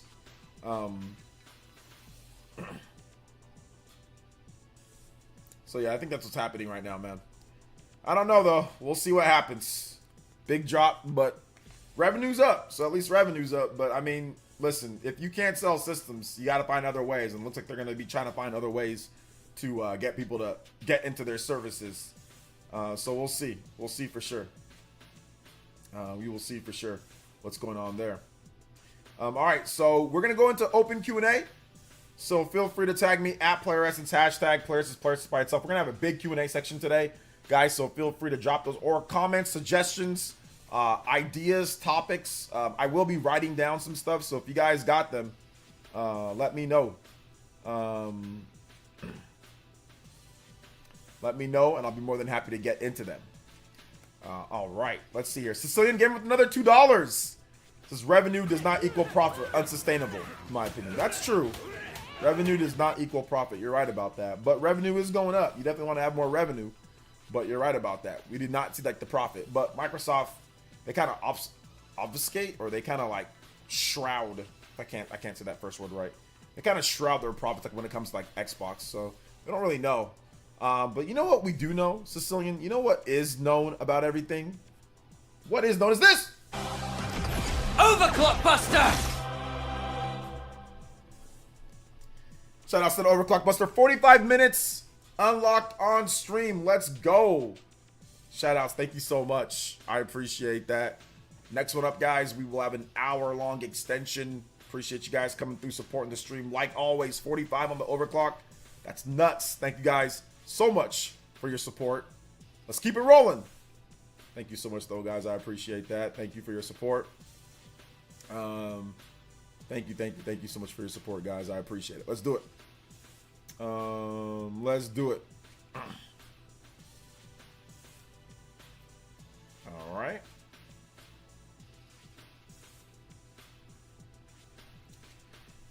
guys give some big love to Sicilian Gamer with the 2. I had to put down Tales of Arise and pick it up almost 2 years later, and glad I finished it. Great game. Yeah, it's good. It's good. This confirms just more games are coming to more platforms. I mean, maybe. For sure, maybe. Tyler F. What's up, Tyler? I think Microsoft is going to ditch consoles within the next couple generations. I think Microsoft is ditching... Their next system is going to be a console cloud hybrid. It's going to be always online, heavily reliant upon cloud, no physical games, all digital, all cloud, all streaming, and it's going to be heavily connected to the cloud computing. That's what I think their next system is going to be. I mean, it's going to be a strong box, too. It's going to have plenty of power, but it's also going to be heavily boosted by the cloud, you know? So that's what they're going to do. I don't think they're going to do physical. I think they're done with that. I think they're done with physical. And it's just going to be all about Game Pass. I think they're also going to make like Xbox straight to your TV, where certain TVs, certain high-end TVs, or you can buy like a little dongle, certain high-end TVs or whatever, you're going to be able to just stream the games straight to there. No echo this time. Yeah, it's usually only the first time on stream there's an echo. Then after that, it's good. But yeah, thank you. I appreciate that, guys. I don't know how to fix that. I don't know why there's an echo the first time. I don't know why. There's nothing different that I did compared to the first time to the second or third time or fourth time or whatever. But it's just Streamlabs. I don't know, man. Streamlabs is a little bit goofy. Yo, J2 Blue with the Ninja Peach. Xbox hardware really got cooked this generation. They got cooked. Hey, they got cooked. They got cooked like some shrimp on the Barbie, baby. They got cooked like some barbecue chicken. They got cooked, bruh. They got cooked. They got cooked like the Niners in the Super Bowl every single time that they make it. They get cooked there. They've just been getting cooked. The Niners didn't really get cooked. I mean, they lost really close games, every single one. But still, 3 losses is not good, man. They got cooked. It's not good. They definitely catching L's here. But, once again, it is what it is, J2 Blue. Thank you for the $5. If you want some... Remember, guys, if you drop a dono, get some... If you want a music suggestion, let me know. So J2, let me know. Sicilian, I can play something for you. So yeah, if you guys want some music, if you drop a dono, let me know. 5 away, or thank you for that extra 5. My man J2 Blue. 10 more guys, and we got 1 hour extension on stream. Thank you guys so much for. I didn't expect a random Tuesday 50 times combo potentially getting the hour extension. I didn't expect it today. I'll be honest. Tuesday's usually kind of slow. Thank you guys so much for your support today. Let's get it. If the Activision deal had not gone through, they would be in the negative. That's after 20 years of acquisitions and mismanagement, 20 years of conquering. Sicilian. Hey, what's up, Mr. Davis? Welcome to the stream. How you doing today? Xbox stopped caring, and it sucks because the Series X is obviously a great system. Shame on Microsoft doesn't care. Yeah, I mean, I think they care. It's just they've seen the writings on the wall, but yeah. Writings on the wall, man. Yo! What is going on, Shinru, with the Jump Force? Jump Force 40! Giving some big support to the realest Nintendo gaming content creator. Hey! Have you had any problems streaming with OBS OJ? No. Had dropped frames lately, so I can't stream as much. Big sad over here on the East Coast. East Coast, man. Omni-Man or Bardock? Death battle idea. Omni-Man versus Bardock. Interesting for sure. Dragon Ball Z is one of the hardest things to power scale. I mean, really, power scaling anything is super hard. But yeah, man, shout outs to my man Shinru. Oh my goodness. I'm sorry that you had frame drops. I mean, are you sure your internet's actually good? Check with your ISP. You're probably getting throttled. When you have frame drops, it's usually not OBS. It's usually your ISP that's throttling you, you know? Or maybe your PC's bad. Maybe check like your stats on your PC. Make sure everything's like your CPU and everything's running efficiently. So check that. But thank you so much, yo, Shinru, the big Jump Force 40. And speaking of Baron, we had Baron on yesterday. So I think it's ironic that we had Baron on yesterday, then we get a Jump Force 40. That's so funny, man. 90 on the combo board. We are in striking distance. Boys and girls, ladies and gentlemen, we are in striking distance of the bonus stream. Video game bonus stream for this week. So we'll get that going if we hit 100 on the combo count today. Let's go. Shinru, you are now the Hokage Stream Ninja. Yo, get those JoJo's up, players. Get those JoJo's up. Let's go. This is going to get me copyrighted. All right, let's go to Killing Moon. It's Shinru on the board. Shinru, if you want later, if you're still having some issues, I can help troubleshoot with you. So if you want, we can set up a time, and I can maybe in the morning or when you get back from work before I stream, I can definitely help you troubleshoot with Streamlabs OBS. So yeah, absolutely. Shout out to my man Shinru, Jump Force 40, and of course, y'all know we've got the Max extension. So I'm gonna try to see if I can sync this up perfectly. All right, here we go. 1, 2, 3. Overclock Buster! There might have been an echo on that one, right, guys? You guys hear an echo on it? But 1 hour max extended out. Next one up is going to be for the 100, which I still need to make a notification for that 100 max combo extension. Coconut Mall. All right, I got you, man. Coconut Mall. Shinru, if you want some music, let me know. Let me know, Shinru. I can get you a number of tracks if you want. I can get you a few tracks, Shinru. Coconut Mall. Hey, what's up, Katana Riku? How you doing today, brother? Welcome to the stream. Welcome, welcome. All digital sounds great to me. I have an Xbox One S all digital console. Why would all digital sound good? Why do people think that removing the option is good? Can somebody explain to me why removing options as a consumer is good? I'll never understand this mindset of consumers where removing the option of physical media is good. How? How is this good? How is this good? How does this benefit you in any type of feasible way? Yeah, Death Battle announced comeback as they're going to indie for their shows. And that was one of the battles they got cooking. I'm calling Omni-Man clean sweep. Okay. Yeah, they're going, because I guess, like, yeah, they got sold out, or they got shut down, right? So I think that, yeah, they raised like $300,000 in like 24 hours or something like that. So it was pretty crazy. It's pretty good stuff. I saw on Twitter, somebody tried to put that in the face of Stuttering Craig. Right? Because Craig used to work with them, but kind of had a little mini falling out, but then they're cool again now. Craig tried to do his fake Game Awards show that he's doing. Shout outs to Craig, man. But I mean, it's kind of weird what he's doing now in these days. But, you know, the guy who created Screw Attack, that guy. So I guess somebody tried to make him feel bad because, like, hey, man, like, you can't raise any money.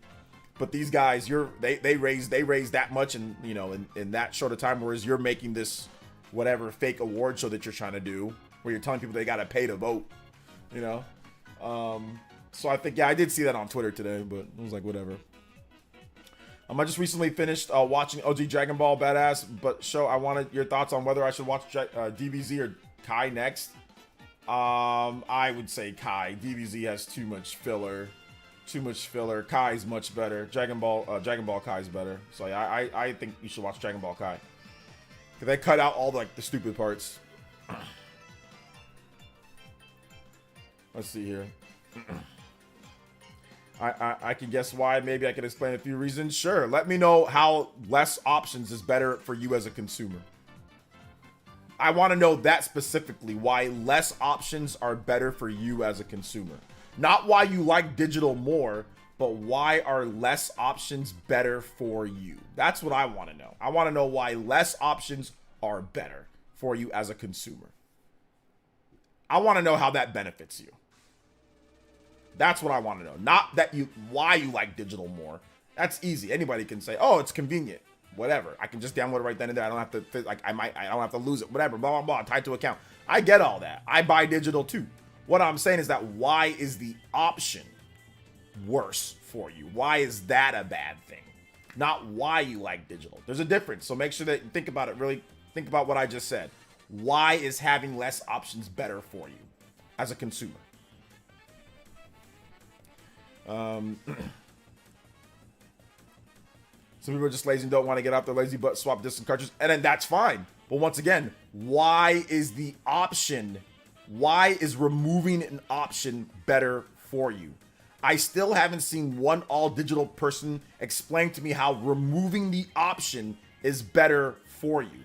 I still haven't seen that. What incentives, what deals, what as a consumer benefits you by them removing the option. What do you get?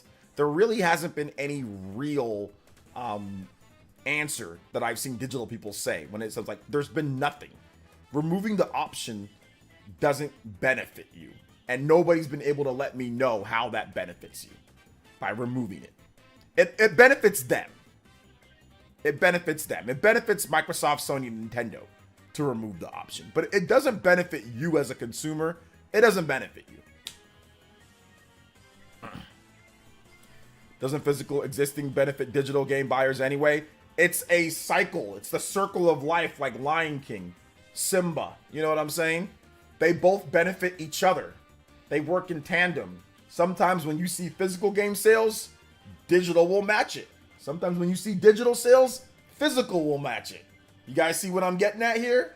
That's what I'm getting at. The option. Think about it for a second. A lot of you guys don't understand economics and business.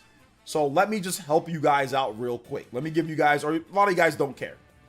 If you only had one option on where you go to buy food, would that be better for you? No, it wouldn't. I'll answer it for you. It's rhetorical. It wouldn't.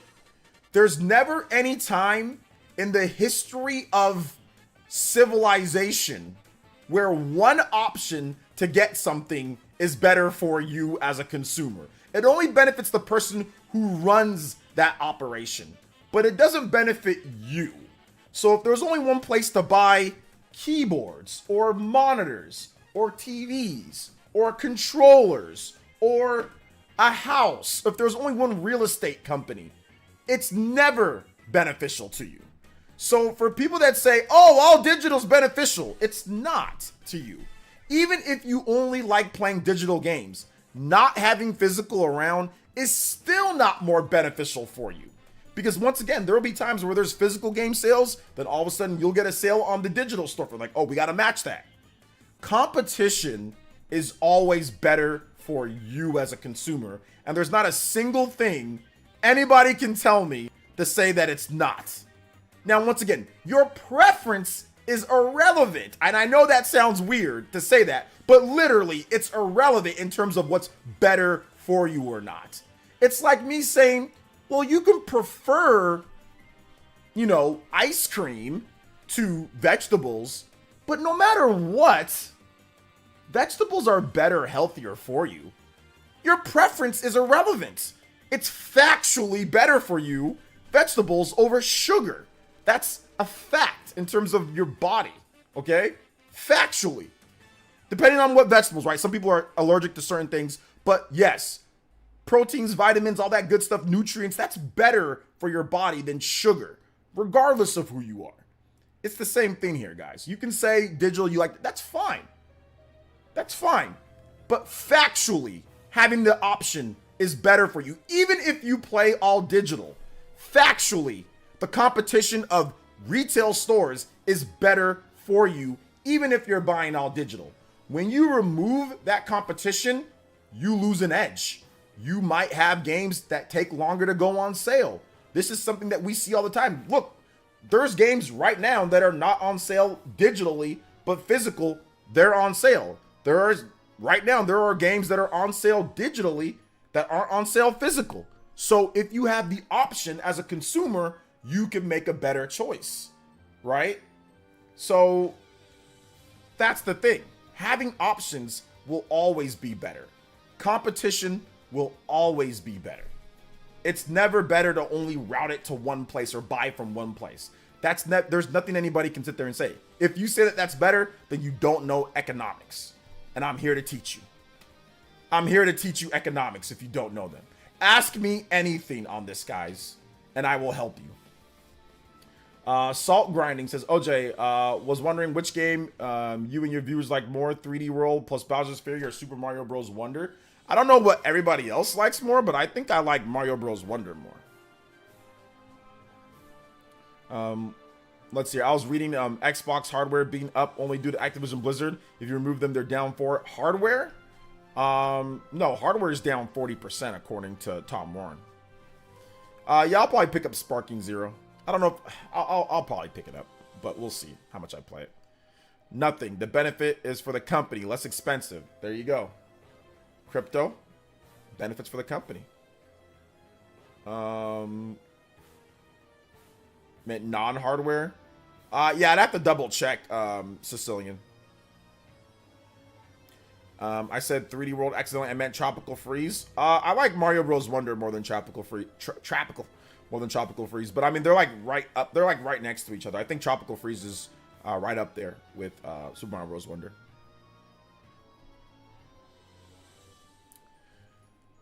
These companies have shown that they can take digital content away from you at a snap of the finger. Exactly. It's another issue. Subaru Wavy Man says, you broke a ribbon cable replacing my Joy-Con shells. Thank God it all works still. All right, let's go. Good stuff. That's why I thought when I got married, options is good. It's different. You think Hunter x Hunter game has a chance to outsell Sparking Zero? Absolutely not, Silver. What the hell? Hunter x Hunter is nowhere near as popular as Dragon Ball Z. Are you not aware of how popular Dragon Ball Z is? I heard Tropical Freeze was more difficult game. Is it really though? Yes, Tropical Freeze is probably a little bit more difficult than Mario Wonder. Although I will say that some of those levels at the end of Mario Wonder are harder than like the hardest in Tropical Freeze. I think that last level in Mario Bros. Wonder is probably harder than anything that I've done in Tropical Freeze. But just that, particularly that last level area, like to get everything, that last area is crazy. But I would say overall, like for like the course of the game, I think Tropical Freeze is probably a little bit harder.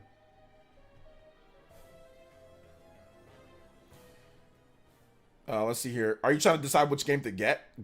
Salt grinding? The last level in Wonder is brutal. None of us even beat it. Remember when we played the game again? We were playing the game online and none of us could freaking beat it again. And we were on that level for like an hour plus, right? Like an hour, 2 hours, and none of us can freaking beat that level again. That was the funniest thing about that level. Because like we were playing online and we all went to it. So it was like me, Party Man, TH3, and I forgot who else was it. I think there was somebody else there. And yeah, we couldn't beat that last level again. That's how difficult it was, and we were trying for hours. I beat it once and we were close to beating it twice. Oh, you beat it that night, Party Man? I didn't know that. Did you really beat that level that night? That night that we played it, you beat it? Oh, no, okay. Okay, no, okay. You meant to say that you beat it once, then you tried to beat it. We were close. Yeah, we were close. We were on that last part, but we couldn't beat that last part. That last part was bodying us, and then we just got tired of getting back to it because you have to go back a number of levels, you know. So then we just got tired of it.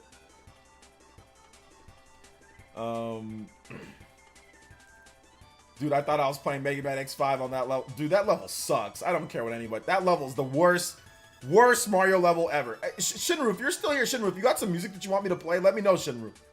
Let me know, Shinru, if you got some music. Thank you for the big 40, dude. That is super nice of you guys. We are 10 away from a bonus stream. So if you want to play some, I don't know, like some Splatoon this week, if we had 10 more combos, we will definitely get there. You're trying to decide between Wonder, which game to get. Not sure. I mean, Donkey Kong has its own feel. So I would say, I mean, Tropical Freeze is really good. So I'd say just pick up Tropical Freeze right now and then pick up Mario Bros. Wonder later. I mean, so just go ahead and pick up Tropical Freeze. It's good. I mean, you can't go wrong with either one. But I would say, I think Tropical Freeze has a bit more content in there, maybe overall. But yeah, pick up Tropical Freeze for right now and then just get Mario Bros. Wonder later. He obviously doesn't have the money for both, guys. Clearly, he doesn't have the money for both. So he's going to have to pick up one first. So just go ahead and pick up DKC first and then get Wonder later. I want to know your thoughts on Visions of Mana. I think it's solid, but I think I'm kind of over the button mashy action RPG overall. Like, I think that those have definitely dropped down a tier in my book. But yeah, I think it's good. I think it's a solid like 7, 8 out of 10 maybe. Probably like 7 solid 7 out of 10 type of game. But we'll see once it comes out. It could be better than that, obviously. I'm looking forward to it. But yeah, SMT V, I've been playing that game. I like that game a lot more combat wise. But no, it's still good. Like if you're an action RPG fan, I think if you like Grand Blue Fantasy Relink, I think this game is like perfect for you. You know, just vibing. All good, Shinru. Appreciate you, brother.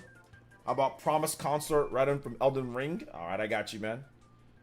I got you, Shinru. I got you. let me copy this over. This is a good track too from Kirby. Super Smash Brothers. We got one extended. We got this one right here. Okay. Here we go. When new released digital games at midnight can be played when you purchase the game ahead of time, that I believe is beneficial for some. That's my answer. I wanted to challenge that question. Once again, that is a preference in terms of it. That option is still available regardless if you have physical and digital, right? That option of having that. Removing the option of physical, how does that benefit you? Not because you have a preference that you can play it right at midnight. I'm saying, how does, just listen for those that are confused on this question. How does removing the option of physical benefit you as a digital gamer? How does that benefit you? That's what I want to know. Not the preferences or perks of having digital. I acknowledge those. Those are, yes, it's good. I like the option. That's what I'm saying. I like the option. What I'm asking you in particular is, how does removing your ability to play physical games benefit you as a consumer? How does it do that? That's what I want to know. That is my question. And I still have not gotten a good answer to that. Nope. The best answer that anybody can give me is all digital systems are cheaper. That is about the only thing. But once again, it is a fool's gold when you say that. The reason why is because you remove potentially getting games cheaper, not having the option of physical. So while you might save X or Y amount of dollars, over the course of a generation, you might lose out on that, because there might be times when the game just isn't on sale, or you don't get sales and you have to buy it full price. Whereas if you have a physical option, you could get it for cheaper physical. So keep that in mind as well. But there is still no real beneficial thing that anybody's been able to tell me yet of removing the option. How does that benefit you as a digital consumer? I still haven't seen that yet. How does it benefit? Yes. How does it benefit removing the feature? It doesn't benefit anyone. Thank you. That's it. It doesn't benefit you. So when I hear people say all digital, great. Why? Why are you saying great? It doesn't benefit you at all. You should still want the option there, because even if you're all digital, you want that option there. You know why? Because if there's a physical sale, a lot of times they'll match it digitally. So you as a digital consumer, you at least say, okay, I can potentially get sales when the physical's on sale. I can get a sale digital. So it's better for you to have digital around, to have physical around. Same thing with me. I don't want them to eliminate I don't want them to be no digital. I want digital to be around. Digital's good. There's a time and place for it. There's a time and place for it, but the option is better. That's all I'm saying. Give me as many options as possible. You want a cloud option? Fine. Cloud's fine. You want a digital option? All digital? Cool. That's great too. You want physical? Cool. Give me all three. Give me cloud, even though I'm not going to use it, but give me cloud option, give me digital option, give me physical option, give me all of them, baby. That's all part of it. Options are good for buying. For consumer level, options are good. You know, that's the good thing. But guys, it goes even beyond that. Like I said, it's competition. It's a lot of money exchanging hands. These companies want you to think that way. Don't get into the drone lifestyle of all digital's better for you and physical is not needed and all that. I'm telling you, the minute that they get rid of all physical, I'm telling you, think that those sales are going to keep coming at the frequency that they come at? You think you guys are going to still get all the deals that you get? Absolutely not. Sony's definitely not doing that. They're getting rid of physical. Sony's trying to fizzle out physical too. And their games are not going on sale as much. You know what I'm saying? Or they're making you say, okay, well, buy it on PS, or you get it with PS Plus, right? So, I mean, that's just something. After The Last of Us, The Last of Us Part 2 was on sale for $10, Sony was like, all right, never again. We ain't doing this. We ain't doing this again. Hell no. After they saw Spider-Man remastered or Spider-Man on sale for like $15 on a bag of chips, nah, we ain't doing this with Spider-Man 2. When it goes on sale, we're going to do it our way. We're going to limit retail copies. We're going to limit, how these things are. We're not going to allow you guys to be, cranking our prices down, all day. Anyone that says digital is better than physical never grew up with the printer figure. I know, if you know what I mean. No, I don't have a problem with people saying that they like digital more. If you enjoy digital more, digital's convenient. There's times when I'm like, all right, time to play the game, and I freaking realize it's a cartridge, and I'm like, oh man, I should have just had that digital. Like, I like the option. I like the option of it, But I just feel that, like, I don't understand when people say that it's like, oh, it's good that it's gone. It's like, no, it's not good that it's gone. You want the option, brothers and sisters. You want the option. You don't want it just be pigeonholed into one thing. You know what I'm saying? Feel me on that one, guys?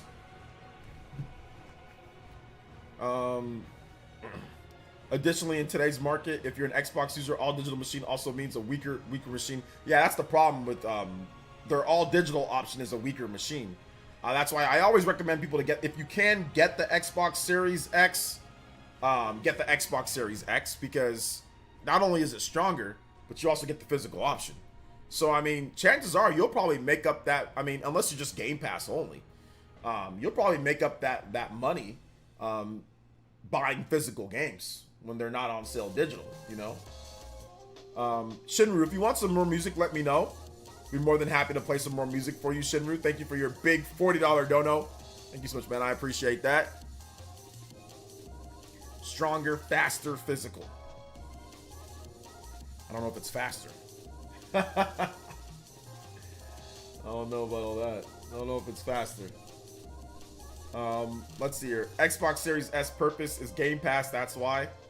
Yeah, but even with Game Pass, the game's still, like, even if it's just Game Pass, the games still don't play as good as on Xbox Series S. Unless you're, Xbox Series X. Unless you're doing Game Pass Cloud, right? And it's just based on your internet connection, how smooth it is and all that, and how good it looks. But I mean, if you're talking about like the actual, like, even if you're doing Game Pass and you're downloading your games, I mean, it still performs better on Xbox Series X. So I recommend Xbox Series X. Like, I always recommend Xbox Series X over S. I don't recommend S. I don't think S was a good, looking back at it, I don't think S was a good idea. I think S is a bad idea. And hindsight's 2020, and I get that. And there might have been times where I said maybe it was a good thing. But looking at it now, I don't think it was a good idea. I don't think Xbox Series S is a good idea. I don't think it was. Because they're running into issues, like with development with certain games. And all digital, I don't like all digital. But, it's like the gap between Xbox Series S and X is really big, S is a great idea. I don't know, man. Sales are staggering behind the Xbox One. So I don't know if it was a good idea. Can you truly say it was a good idea when sales are worse than Xbox One and obviously worse than 360? Was it really a good idea with sales this bad? I don't know. I can't sit here and say that it was. Yes? Okay. Well, I mean, some people like to fail. Some people think that failure is success in business. I don't know, I guess. I'm looking at the sales being down year on year, down, and them pacing behind Xbox Series or Xbox One, and I'm thinking like, no, this isn't a good idea. I'm looking at it. I don't think it's a good idea when your sales are behind. But hey, maybe it is a good idea. Maybe I don't know what I'm talking about. Let's see here. Call me crazy, but Game Pass is quickly becoming not that great of a deal for the most games. I tend to play through one game at a time. No need to Netflix model. I mean, Game Pass is good for people that have a lot of time to play games.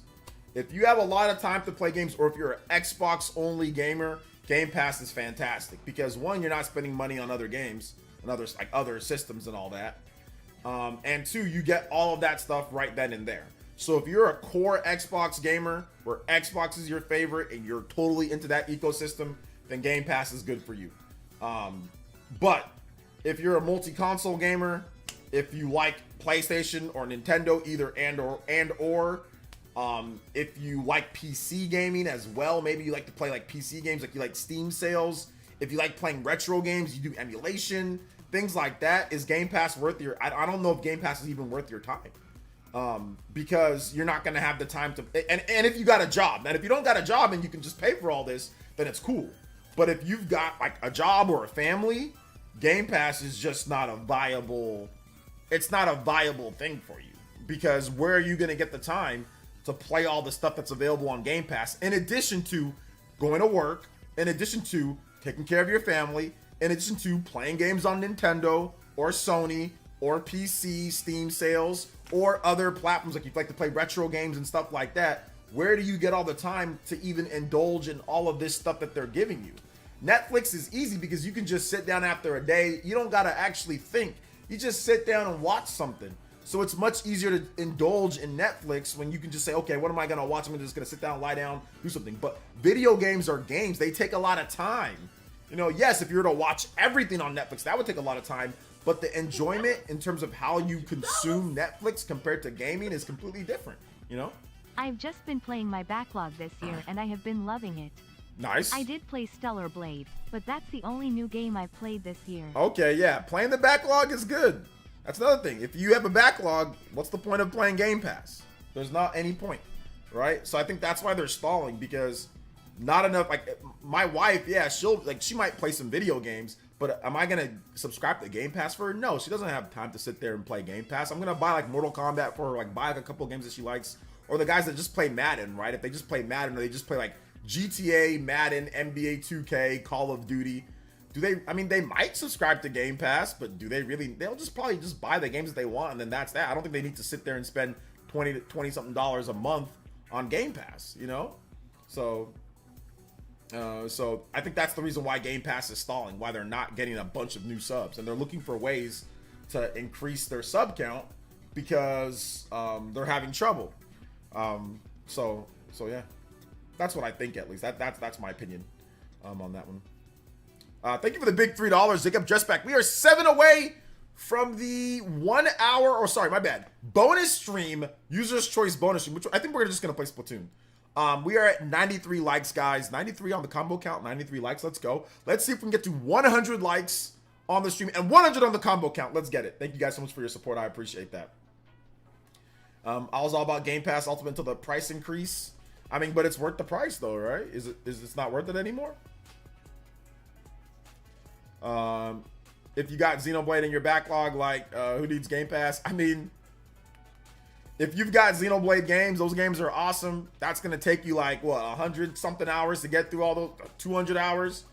Yeah, there's no point in playing Game Pass if you've got a backlog. If you've got a backlog of games that you know that you want to play, what's the point of doing Game Pass? Just play your backlog. Game Pass is always, there's going to be a bunch of games added in. You're never going to catch up. So you might as well just don't worry about Game Pass and just play your backlog. And then maybe once you catch up, if you ever catch up, then get Game Pass and the new games that are coming out or whatever the case is. Get Call of Duty and all that. But I mean, I don't know. For me, it doesn't make sense for my lifestyle. When I was younger, maybe when I was in college and I didn't have a job. Well, I had a job in college, but my second half, I didn't have a job like all the time. Yeah, I think Game Pass would have been good because then I can just have a variety of games. I don't have to buy nothing, and I don't have as much money. I can just sit there and pick between what I want. I think Game Pass would have been good. You know, if you're a little bit short on money, and you're looking to play maximum amount for a value, then yeah, Game Pass is good because you're not going to be buying all the new games that are coming out. You can't afford them. But you can maybe afford that $20 a month, right? 20 something dollars a month. So you can afford that. So Game Pass is good for that, you know? So if I couldn't afford all the games and I had a lot of time, I think Game Pass is good for that. Because then you can get maximum, bang for your buck. You can try out a lot more games that you would have not been able to try out, I will absolutely never catch up to my Game Pass, catch up to my Game Pass and still buy new games. Fire Emblem Path of Radiance taught me a damn lesson. Yeah. Hey, what's up, Ian? 77900. I always love physical. I want to have a masterpiece in my hands. Great game companies make. Yes, sir. That's how I like having the game in my hand. Like having these amiibos in my hand. It feels good to have them. A digital amiibo just wouldn't really hit as hard as a physical amiibo. Or having something like this in your hand Legend of Zelda.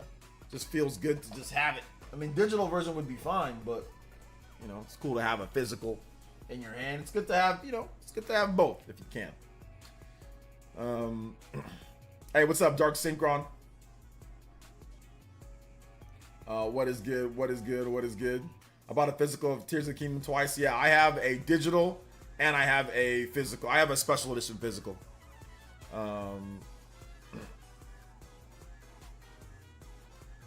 Why not buy it then get digital? I mean, if you have the money for that, then that's cool too. You know, I don't always do that with every game though. Like, I don't like the double spend.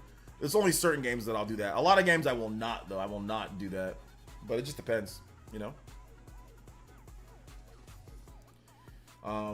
I just picked up Splatoon 3 again last week. Been playing the story. Nice. Let's go. Shoutouts. Shoutouts to Splatoon.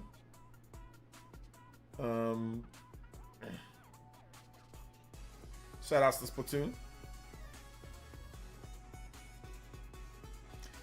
Silver says Game Pass is great for people who only play sports games since most of them hitting Game Pass now with Ultimate. Crazy that people only play games like 2K and Madden, but those people exist. Yeah, that's true.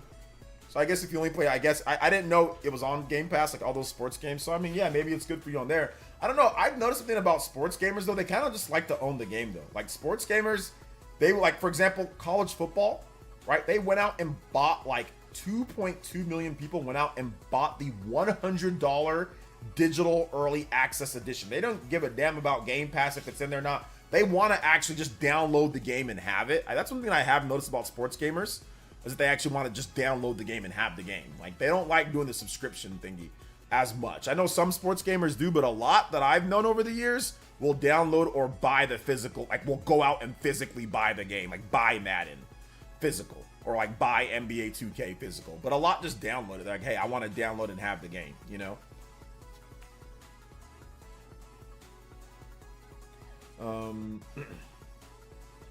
So yeah, I have 2 copies of Mario 3D All-Stars, making that scalp money in 10 years. I have 3 copies. That'll be worth like $700 a pop. Let's go. Hey, what's up, Bobby Jr.? Remember the awesome colorful manuals that we used to get for games, and looking at the back covers back in the day would be the reason for I bought a game in the 90s. Yeah, man, it was really good. Yo, Matthew Barrios. Yo, shoutouts Matthew Barrios with the $20. Yo, let's go.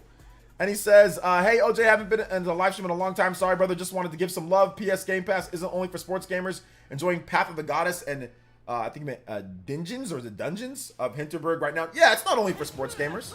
Yeah, I actually said kind of the opposite, that a lot of sports gamers rather just buy the game. But yeah, there's definitely some sports games on there for people to play. But it's not only, no, it's for, like I said, it's for people that want to be able to just play a variety of games and not spend the money on those, right? Like, I think that's who Game Pass is for, that aren't really too invested on other platforms. But to me, in order for Game Pass to actually be worth it, you've got to be invested on the Xbox platform, Matthew, right? So if you're invested and you invest time, so if you're playing 2 to 3 to 4 games per month on Game Pass, then it's worth it, right?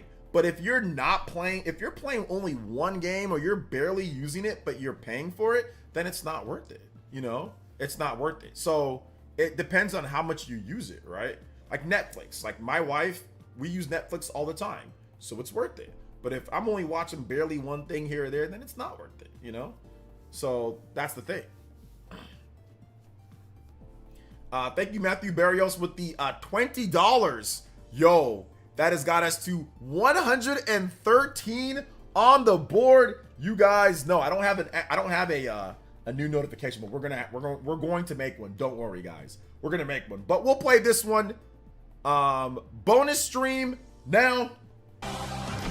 Overclock Buster Activated. Let's go. And we've also broke the combo, baby. But I promise I will make a new one. Hopefully it works. I will make a new one for hitting the bonus stream, guys. I will make a new one. It'll be a cool one. It'll be a cool one. Don't worry. Do not worry.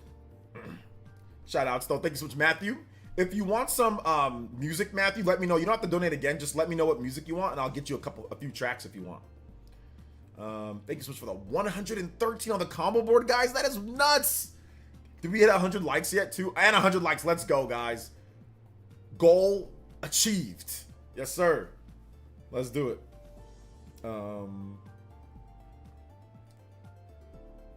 So yeah, I can totally agree with that. The resolution I made was to actually play games on Game Pass since I'm paying for it. If you aren't playing it, then why pay? Exactly. Like, you gotta actually be playing a number of games for it to be worth it. You know, otherwise you're not getting maximum value out of it, right? So, because you don't own anything. Remember, it's a trial, right? It's a rental. So in order to keep access, you've got to keep paying. So you got to factor that into value. No matter what anybody says, you got to factor that in. It's like, okay, you didn't play these games this month. That is 1 month in your year or your whatever that you did not utilize the time that you have. Therefore, that is a waste, right? So if you buy Game Pass for 1 year and you spend 2 to 3 months not actually playing enough games on there, no matter what anybody says, that's wasted value right there. You did not use the Game Pass in that time that you have. So that's wasted value. So that's why I say you really got to be invested in the ecosystem in order for it to be worth it, you know? Super Krista Miro with the $1 dono says, OJ, there's actually one benefit for all consumers that go all digital. You want to hear?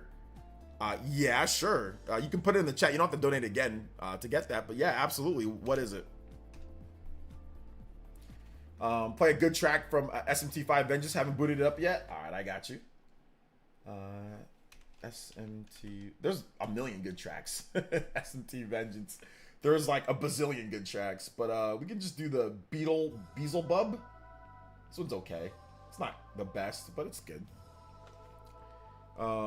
That's the lost cost fallacy. It's not. I think that's not the lost cost fallacy. It's actually getting your money's worth for the value. If you pay for something, you need to use it. Otherwise, it's a waste. It's not like a lost cost. It's not a fallacy. It's factual. If you pay for 1 year of something that offers you X, Y, and Z, and you don't use X, Y, and Z, that is you have lost. That's not. You're not using the value of what you just purchased. So if you buy a car and you never drive it, but yet let's say you lease a car and you never drive it, yeah, you're losing money. Like, that is a loss. You're losing money, right? You're not getting the value out of it, right? Because you're not using it for its intended purpose. So I don't think there's any fallacy going on here. This is factual. You need to, if you pay for something, you should use it. Otherwise, it's a waste, right? Like, if you pay for food and you don't eat it, that is a waste of food. It is a waste. You have to buy the food again, and you have wasted that. It's the same thing with these subscription services. If you are not using it efficiently, that is a waste. What's the point of having it?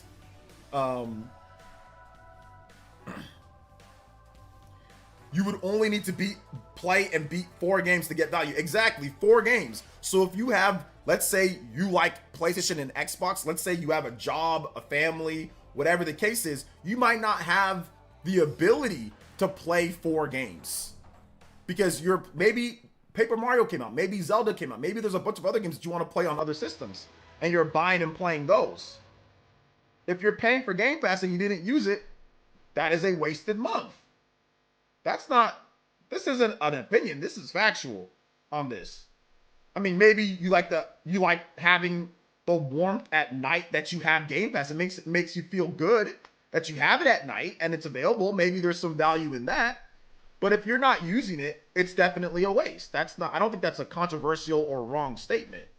So if I buy 3 years of Game Pass and I don't use it, how is that not a waste? You know, you've got to use it in order for it to not be a waste.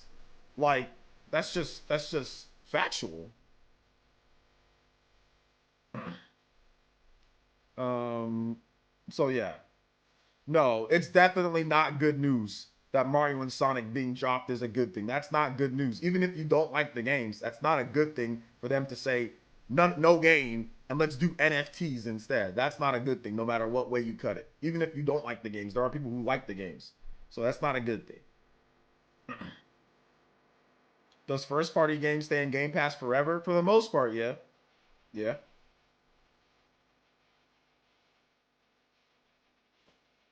The benefit is there's absolutely no benefits. Instead, it'll help companies enslave the gaming community and take away their independence of physically owning games.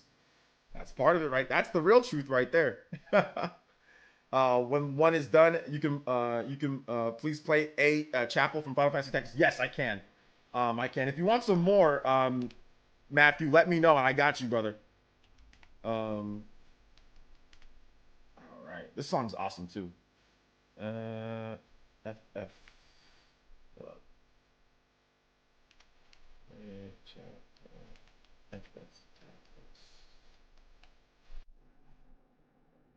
Thank you so much for your support, guys. I appreciate that. So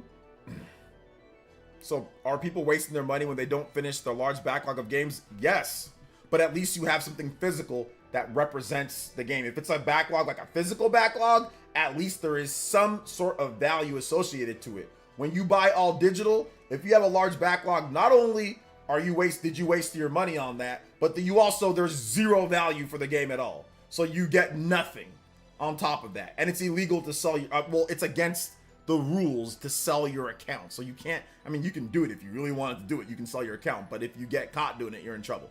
But yeah. So at least if you have a physical backlog, at least there is some value associated with the game. There is zero value, and you wasted your money if you have a large digital backlog.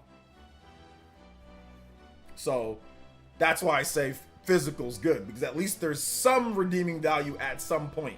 Having a large digital backlog, it just ends up, most of the time, you just end up being like, well, I'm not playing the game or whatever. And then it just ends up being nothing, ends up being absolutely nothing. Whereas at least for physical, hey, I got my physical backlog here. I got my games. At least I have something to show for it.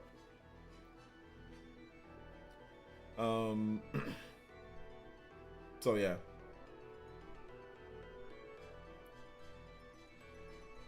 Yeah, people are still doing NFT stuff, yes. Also justify Game Pass because my daughter plays games on my Xbox when I'm not. There you go. So once again, that's the same thing. You don't have to justify Xbox or justify Game Pass. If you like it, you like it. I'm just saying why it's struggling. Why they're struggling to get new users, why they're struggling to sell the hardware for more new users to get in. These are the reasons why it's struggling. I'm telling you these are the reasons why. The reasons why it's struggling because 1, lack of ownership. 2, price. 3, they're not selling systems. 4, not enough time. People just don't have, the people that can afford Game Pass or the people that can get game, they don't have time to be sitting here playing games all day. They just don't. They just don't have the time to be doing that. You're gonna get maybe a game or two that you really like, and that's that. You're gonna get a few games that you like for the year. You're gonna buy those games. You're gonna download it, and you're gonna play it, and that's that. That's it. So that's the reason why Game Pass is struggling. I'm just telling you guys the reason why Game Pass is struggling. Why it is. That's part of it. Hey, what's up, Chris?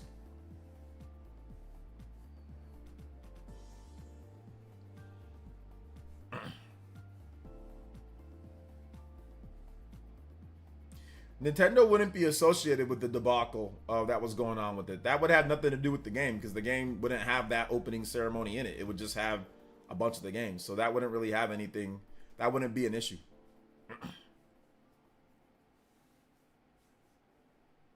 And even then, people are still watching the Olympics. It doesn't even, if people are upset, whatever. At the end of the day, people are still watching it. So, what does it matter? Whatever. Bad opening ceremony, people were upset, blah, blah, blah. Okay, we get it. People said their piece, move on. On to the next one. It ain't like we don't need to sit here and act like somebody got shot or somebody killed somebody. All right? So,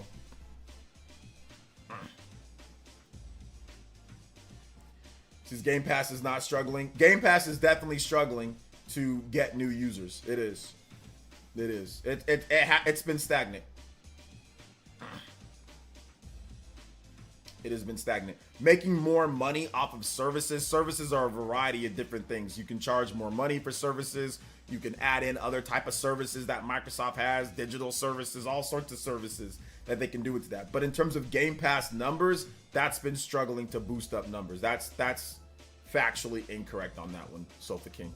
Maybe you don't know Xbox as well. Okay, well then You let me know. How many Xbox Game Pass subs do they have right now? You say it's up a lot? Okay. It's not struggling. How much do they have right now? Let me know. And then how much did they have last year?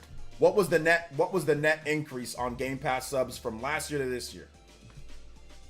Let me know. If you're saying that they're not, everything's good with it, okay.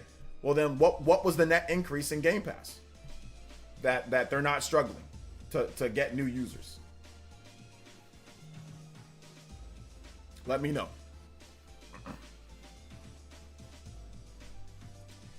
People will watch the Olympics because it makes people feel good. There you go. Don't Microsoft have to pay these developers an insane amount of money to have these games on Game Pass? I mean, depends on the game, but not all games are an insane amount of money, but some games, yeah.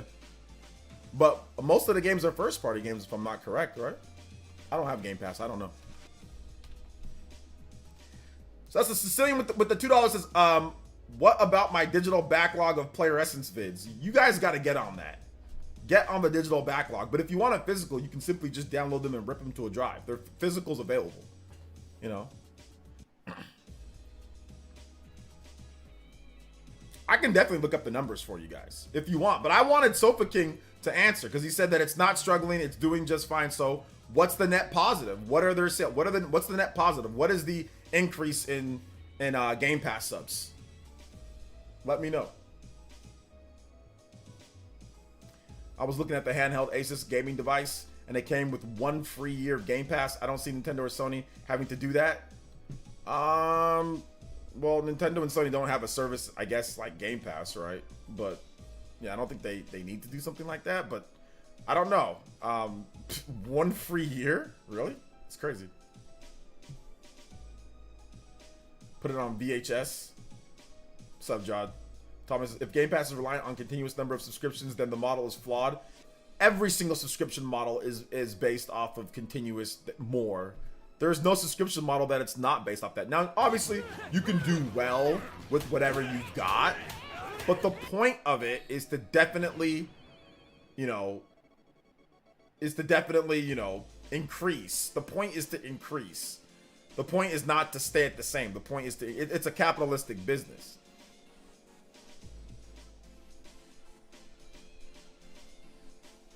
So,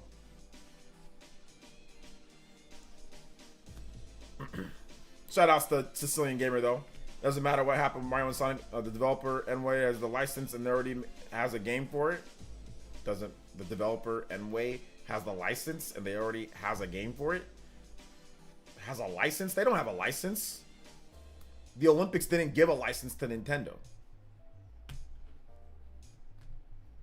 So they let the license lapse. So Nintendo didn't hire anybody to make... Nintendo and Sega didn't hire anybody to make the game. We'll give them the finite number of must here. Okay, hold up. Microsoft Xbox Game Pass now has 34 million subscribers. That's up 36% from 25 million previously reported more than two years ago. Wait a minute. No. I'm talking about last year to this year.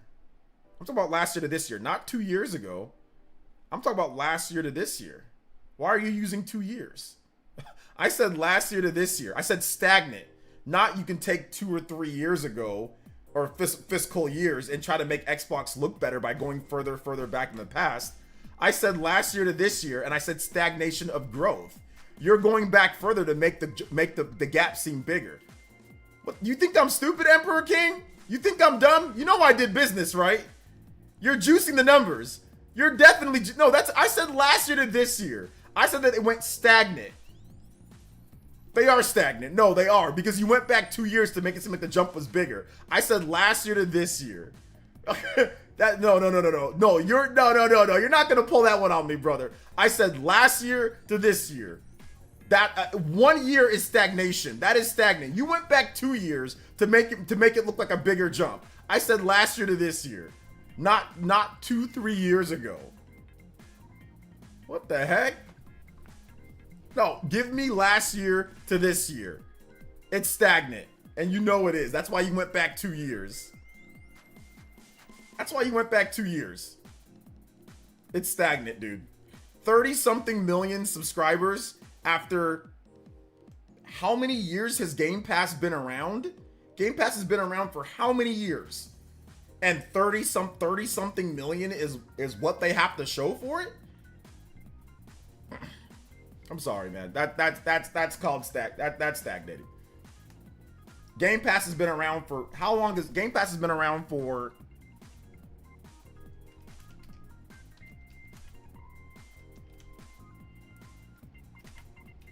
when did Game Pass release? When was the Game Pass has been around since 2017. Game Pass has been around since 2017. So in the last June 1st. So in 7-8 years, you're at 34 million. How is that not overall just stagnation? 2015?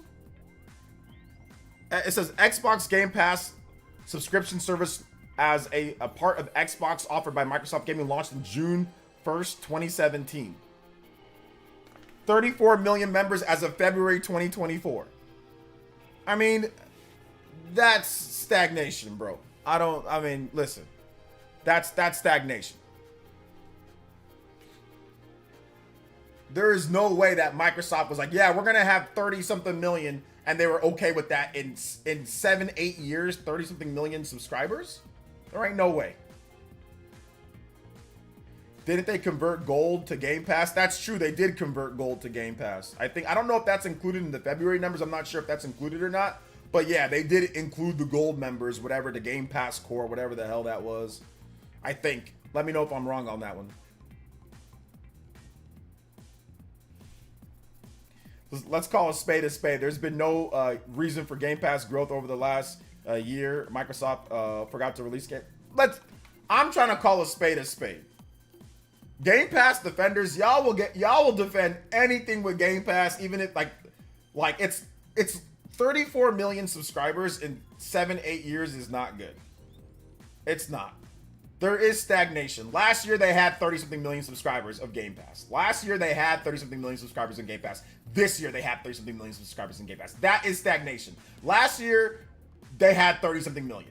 This year they have 30 something million. It has not went up. Now when Call of Duty comes out, we'll see how much it goes up, because I do think that there will be a significant bump when Call of Duty comes out. I think that will definitely cause Game Pass subs to go up. But there's been stagnation in Game Pass.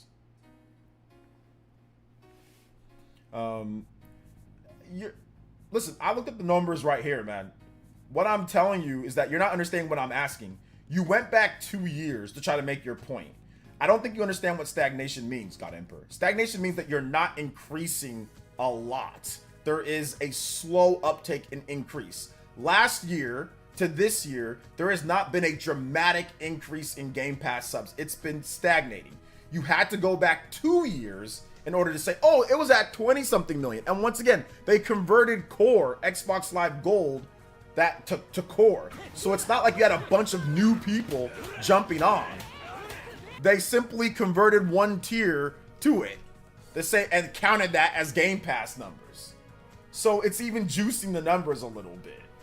Like, let's just like I said, I'm not trying to be mean, but let's call a spade a spade. Like, it's not increasing as much as they would have thought that it would increase for as good as the service is, you know? But whatever, we can agree to disagree.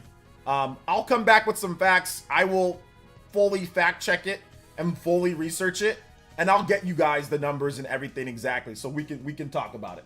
So I'll fully look into it. Sicilian with the 2, and he says, can we get VHS collection of PlayerEssence vids? A dude, that would be so pricey. I'd have to like kickstart something like that. I'd have to kickstart it. I don't know if anybody would actually want that though. That'd be pricey. That'd be pricey. Didn't Xbox want 100 million Game Pass subs by the end of the gen? They definitely wanted more than 30 million. I can tell you that. 30 something million.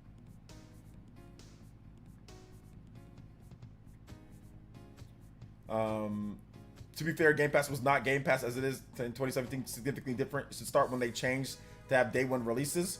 Why should it do that? Like, every service isn't what it is at the beginning of the service, you know? So why should Microsoft get some type of exemption? Like, NSO was not the same service that it was when it first launched back in 2018. PS Plus is not the same service that when it first launched on the PS3. You know? It's not the same at all. It's very different now. But they still count it all the same. Why does Microsoft get some type of pass for that? Is it because they have the Game Pass? OJ, have you ever seen PCU? Remember the guy who said, "Let's give up, man," while barely trying? I have no idea what you're talking about, Mizu, to be honest. What's up, Oncario? Game Pass is ruining the quality of Xbox games. Indiana Jones looks super mid. Perfect Dark looks like AI generated, boring, bland first-person shooter. Fable looks like a train wreck. Xbox fans gotta wake up. GP equals mess. I don't agree with all of that, but the AI thing with the AI thing with Perfect Dark, bro. Come on, man. I could have put my finger on it. RGT said it looks awesome. I could have put my finger on it, but yeah, maybe AI a little. Xbox or Bing, what's their AI that they got on there? What's the Microsoft's AI that they got? Make Perfect Dark trailer for make Vaporware Perfect Dark gameplay trailer. Nah, I'm just messing around. Cortana, make Perfect Dark AI gameplay. It's like the night before E3. Come on, we need something. Cortana, make Perfect Dark on Xbox Series. What would it look like? Computing, now computing. Phil Spencer, it is ready. Yes. Oh, bro. Yeah, no, I'm just joking around, though. Let's see here. It says, I was saying earlier, Enway is the current owner of the Olympic license, and it's a different company. If you look at them, so they are probably the reason Sega doesn't have it anymore. Not according to what, what's it called? Not according to what Eurogamer is saying. Eurogamer is saying that the Olympic IOC, the Olympic Committee said that they let it lapse. So that's what Eurogamer is reporting, based on who the Lee Crocker guy. In data and analytics, we know how the numbers are before and after major value change, starting from when they added all the first party, is more accurate representation of current service. Okay, I can understand that. Okay, so does that only like what about when Nintendo adds like N64 or adds like popular systems that people really wanted? Is that not the same? Like, is there any changes in terms of data with that? I mean, I guess that, yeah, you can say when they add first party games is like day one releases, but what was Game Pass when it first started? Like, what did you get? Did you get Phil Spencer? Did he give you a personal message and like a couple Geometry Wars? What did you get when you bought Xbox Game Pass back in the day? What did you actually get? They had the quitters at the end, quitting Xbox console, they quit Zoo, quit Microsoft Phone too. Microsoft Phone was the great alternative to those who didn't want. Okay. Bro, I'm sorry, Fable. The graphics in Fable are looking good. So I mean, I don't know, like we can say that Fable's looking bad right now. And I mean, we don't know, like we need to see more of the gameplay from Fable. NSO versus NSO plus expansion should be viewed differently. Yes, early Game Pass did 50 old random games. Bruh, maybe that's why I thought it was trash back then. I was like, okay. I never thought that Game Pass was good up until, yeah, like I guess you're right, like the first party physical games, you know, on there. Or first party games, sorry. But yeah, man, I don't know, dude. That's funny. That's funny that you say it that way, man. That's so funny that you say it that way. But it is what it is. It is what it is. Is what it is on that one.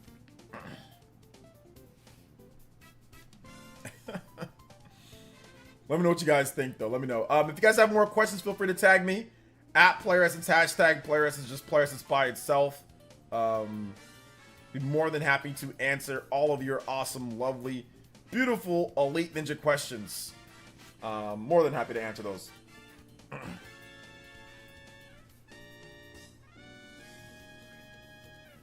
Compared to Netflix, they're not doing bad. They're just 6 years of service. Compared to Netflix, compared to Netflix, they're getting crushed. I mean, Netflix is crushing them. Like, Netflix has way more subs, but it's different type. I don't know, man. I just don't think that they're necessarily happy with where Game Pass is at in terms of the count. That's just my personal opinion. Based off of, you know, just it being stuck around that 30-something million or so, and they had to convert core subs in order to even get that high. So yeah. But like I said, everybody has their opinion. We can agree to disagree. I have no problem with that. Doing that.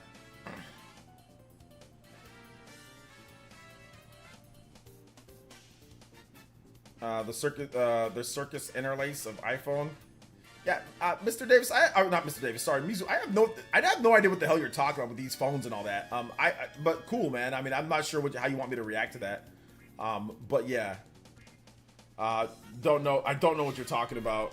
I have a phone here though. I have a OnePlus McLaren, OnePlus 7 McLaren. It's a cool phone. And I like it. It's good enough for me. But yeah, it's all good. Shout out to all the phone people out there. Appreciate y'all.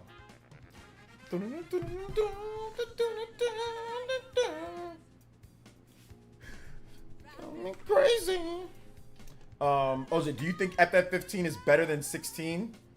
In some ways, in a lot of ways, yes. FF15 is better. Yes. Overall, is it better? Maybe, maybe not.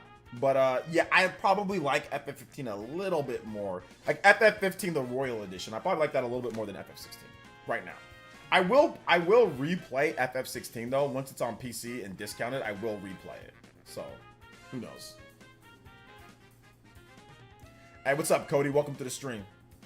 Nah, you're good, Mizu. It's all good, brother. How you doing today?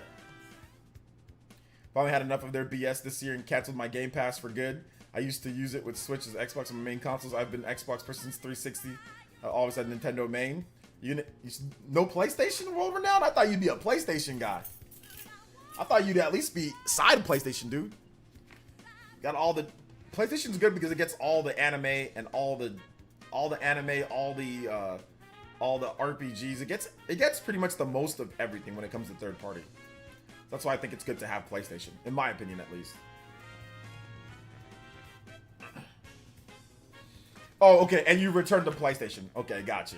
Yeah, PlayStation's probably the better option, you know, as like a number 1 or number 2. Because it gets pretty much everything.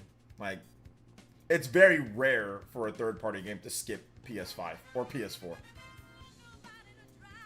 Very, very, very rare for it to skip it. Like, it's almost never happens with a third-party game. Switch and PC better combo for me. PS Burden Bridge with me after Sony Japan Studio situation. Fair, but like we're talking console gaming. I guess PC is a different type of thing. But yeah, PC is good. I mean, PC is also the other option that pretty much gets everything. So yeah, you can go with, you know, PC or PlayStation as number 1, number 2, number 3, or whatever. Switch if you want to go as number 1, number 2, or number 3. You know.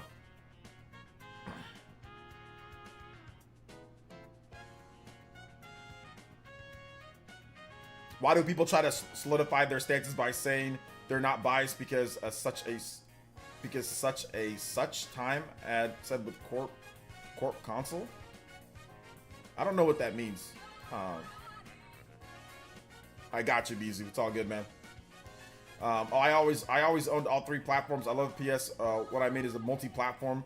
My Xbox was the go-to outside Nintendo, but now I'm practically said goodbye to Xbox. Just got PS and Nintendo. Yeah.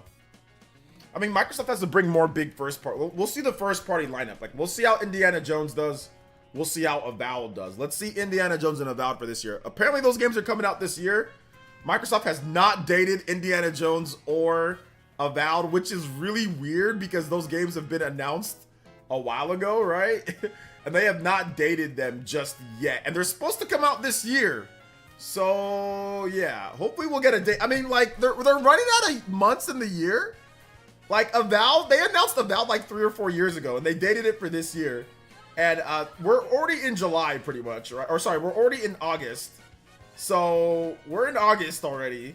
So, August, September, October, November. There's only 5 more months left in the year. So, I mean, they need to date it sometime soon, right?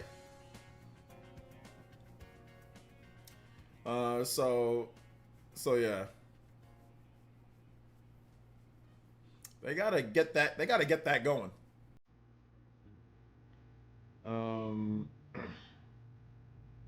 that going. Leaked? What's the leak date for Avowed?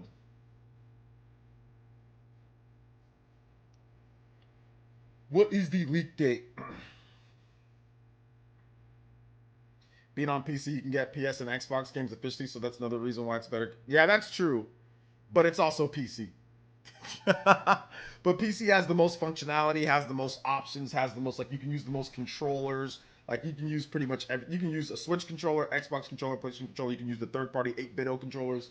You can pretty much have a lot of options and customization with Switch or with PC. So that's true. I have a gaming PC as well. Like, I do have some games on there. So yeah, like I have a lot of games on my PC. But I don't use it like a lot for gaming. But yeah, that's true. PC's a good option as well. I am gonna probably get like an editing / gaming laptop pretty soon here, so I'll see how games run on there. I know you say you don't love playing old games, but do you like Nintendo World Championships? It's Nintendo World Championships. I don't think that's like playing an old game because it's old games cut up and turned into like different type of challenges and new stuff. You know, so it's not exactly the same thing as like just playing an old game that I've already played a bunch of times. Like for me, I don't have as much time to play games, so I'm not gonna waste my time playing something that I've already played a million times over and over again. Like it's very rare. Like I need to have like a remaster or something new. Like Paper Mario, I played that. That was great. You know, that's an old game. I played that before, but it was a remaster. It was better graphics, you know, all that. So, play anywhere that you want. So I need to just see, like, I don't mind old games, just remaster them and bring them back, and then I'll play them that way. But just going back and just playing them over and over, I don't know about all that, you know?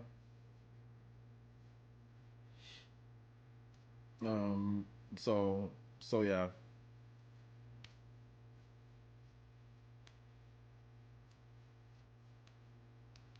So that's just my opinion. Let's see it. Hey, what's up, Nintendo? This is a freaking bot. This dude spits, yeah. Persona 3 Reload, I will say that, yeah, Color Your Night. Persona 3, if it gets one thing right, it gets a lot of things right, but if it gets one thing right, it's the music. The music is just awesome. Yeah, Nintendo World Championships is awesome. I streamed it the other day, the launch week, the next day that it came out that Friday. I streamed it. It was great. It was great. I just haven't had as much time to play it because I really want to get through SMT V Vengeance. Like I want to get through it and give you guys like a review. I want to try to get that review done sometime in August. So I really need to just push through and play it and 100%. I want to 100% it or get as close as possible to 100% on a single playthrough, and then I want to get you guys like a 100+ hour review of the game. So that's something that I want to do. I haven't done one of my 100-hour reviews in a long time. The last one was, what was the last 100-hour? I think it was Xenoblade Chronicles 3. It might have been Xeno 3, my last 100-hour review. It's been a long time. I've only done a few of them. I've only done a few. Let me double check. So, Xenoblade, or 100 hours after. Oh, no, Fire Emblem Engage. Yeah, I've only done 3. Or I think I've maybe done Xenoblade Chronicles 2 as well. But I did Triangle Strategy. I did Xenoblade Chronicles 2 after 200 hours. And then I did after 110 hours, I did Fire Emblem Engage. So my 100-hour reviews always do really well. They always do super, super good. But I don't do them very often, obviously, because you got to spend 100 hours.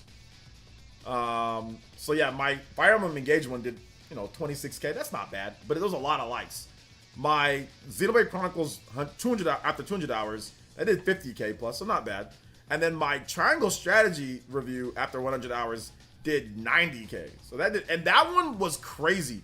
That one was the craziest one because I never told you guys this, but the analytics on that review was so wild.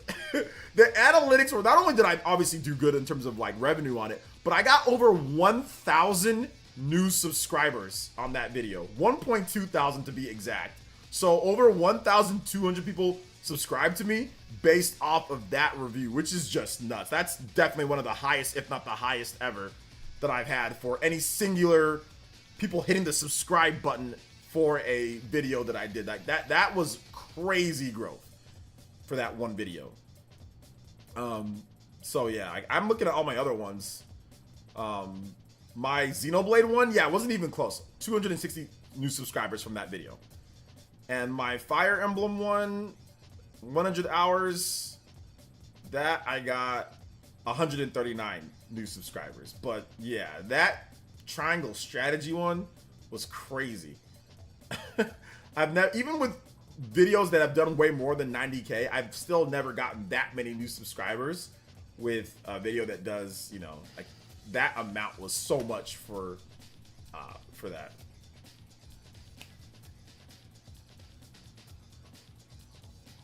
So yeah, these actually, all of these reviews that I did, the 100-hour reviews, those ones were all while my wife was here, and I was, you know, my wife was here and everything. Well, she was on the way to get here, but for sure, yeah, the Xenoblade was, my wife was here, she was fine with it. So it has nothing to do with my wife, more like it. I mean, I do have I have a little boy now, so obviously it'd be tougher to spend that amount of time. But yeah, even before I had all that, I still didn't do 100-hour reviews. Even back then, I didn't do one. So even before I was married and, you know, had a kid that was living with me the whole time, like, yeah, I didn't really do those a lot before, because it's 100 hours. It takes a long time. It takes months to do 100 hours. For me, it takes at least a month and a half to do 100 hours in a game. So I watched that review of Fire Emblem the other day. It was well done. I'm gonna get it because of your review. Thank you. I appreciate that. You think when the Switch 2 is out, we can just put our Tears of the Kingdom cart in place 30 at least? It might work like that. It might not. We don't know. So we have to wait and see, man. Sometimes backwards compatibility doesn't work like that, where it's just, it goes into Switch mode, right? Or go into the previous game mode, and it'll just play exactly how it is. Like the Wii U, if you pop a Wii U or a Wii disc into a Wii U, that doesn't make the games perform better on the Wii U. Same thing with GameCube. If you pop a GameCube disc into a Wii, that doesn't make the GameCube games perform better. So, same thing, like I think with PS4 and PS5 at times. Like if you pop a PS4 disc into the PS5, unless there's an actual like PS4 Pro version or PS5 upgrade or something like that, it might not perform better. It might just be the same game. Now, Xbox does have like a boosting component that they did that's like native, that does just like force boost games to perform better. But most systems don't have that, or we don't know if Nintendo's going to do that. So we have to wait and see.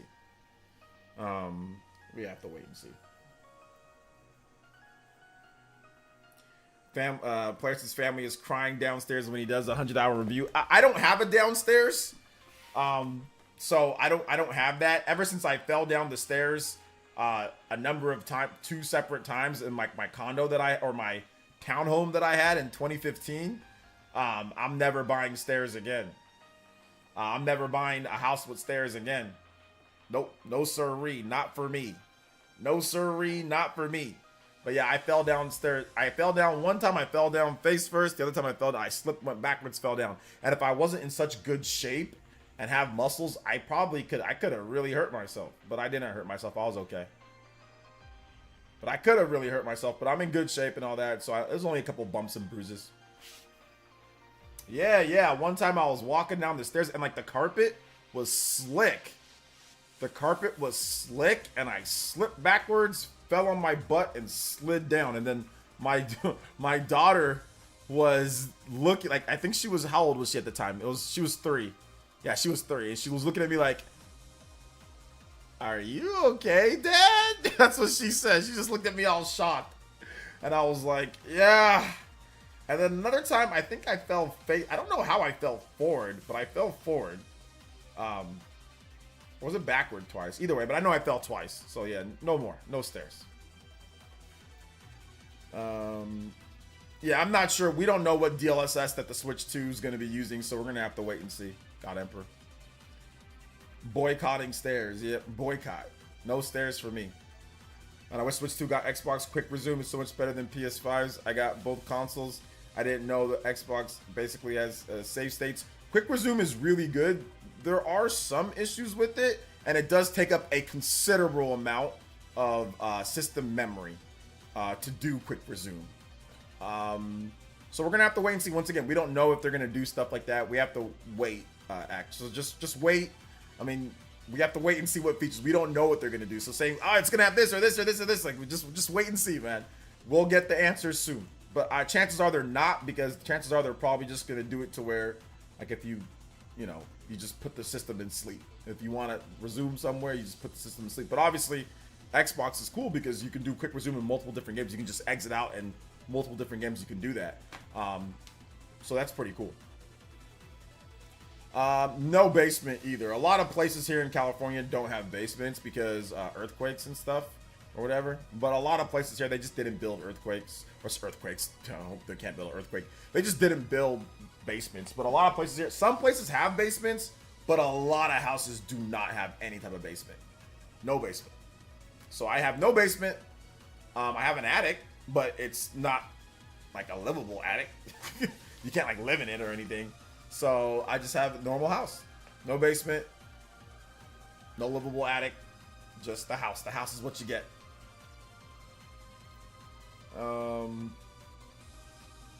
You see, at least it ain't like falling when you go down the Stone Mountain in Georgia. And if I had had the quick reaction to use my water bottle to prevent me from face planting the ground sliding. Oh man, this man went sliding out there. I have a 3-story townhouse. It's all stairs. Oh my god, a 3-story. Really, Rena? A 3-story townhouse? That's crazy. Rena out here with the biggest calves because you're doing stairs all day. Rena, do you got calves, Rena? I'm guessing you got some speed in you with the calves because you out here doing stairs all day. That's crazy. 3-story townhouse. Oh my goodness. That's wild. I got a split level. I got the main, upper, split, and basement. Y'all out here got freaking Persona palaces out here and stuff. Some of y'all got Persona palace houses. That's wild. That's cool though. I mean, I don't know if it's for me. I mean, somehow I find a way to tumble down all 3 stairs, Rena. It's more from running the stairs. I did hurt my ankle one time, and the stairs were not fun then. Yeah, when you have a hurt ankle and all that, stairs are not fun at all. Stairs are not fun at all. Like, no basements, I guess. At least it's not like New York where you hear that not giving people trash bins, they finally solved their rat problem. I was shocked that New York never used trash cans. Like trash bins. They never use trash bins. They just throw their trash out into the street like it's freaking medieval. Like it's like the freaking Dark Ages. That blew my mind. Yeah, that's why you have a rat problem. To me, it seems like there's no way. But yes, that's the reason why you have a rat problem. Because you have easily accessible trash bags that are just strewn about the street. You morons. That is crazy that was, and they were wondering why they have such a bad rat problem. They hired a rat lady for like $100,000 plus a year to solve their rat problem. She's like, oh, I got it. Trash bins. Like, what? We've been using trash bins here since I got, like, Central Valley. We've been using trash bins for like 40, 50 years. We've been using trash bins, like where they come and pick up the trash from a trash bin. I don't even remember in my time of living where there wasn't trash bins. In my decades of living, I don't remember ever being in a place where there wasn't trash bins. And you're telling me up until 2024, New York, you basically just threw the trash in a bag out in the street. That is disgusting.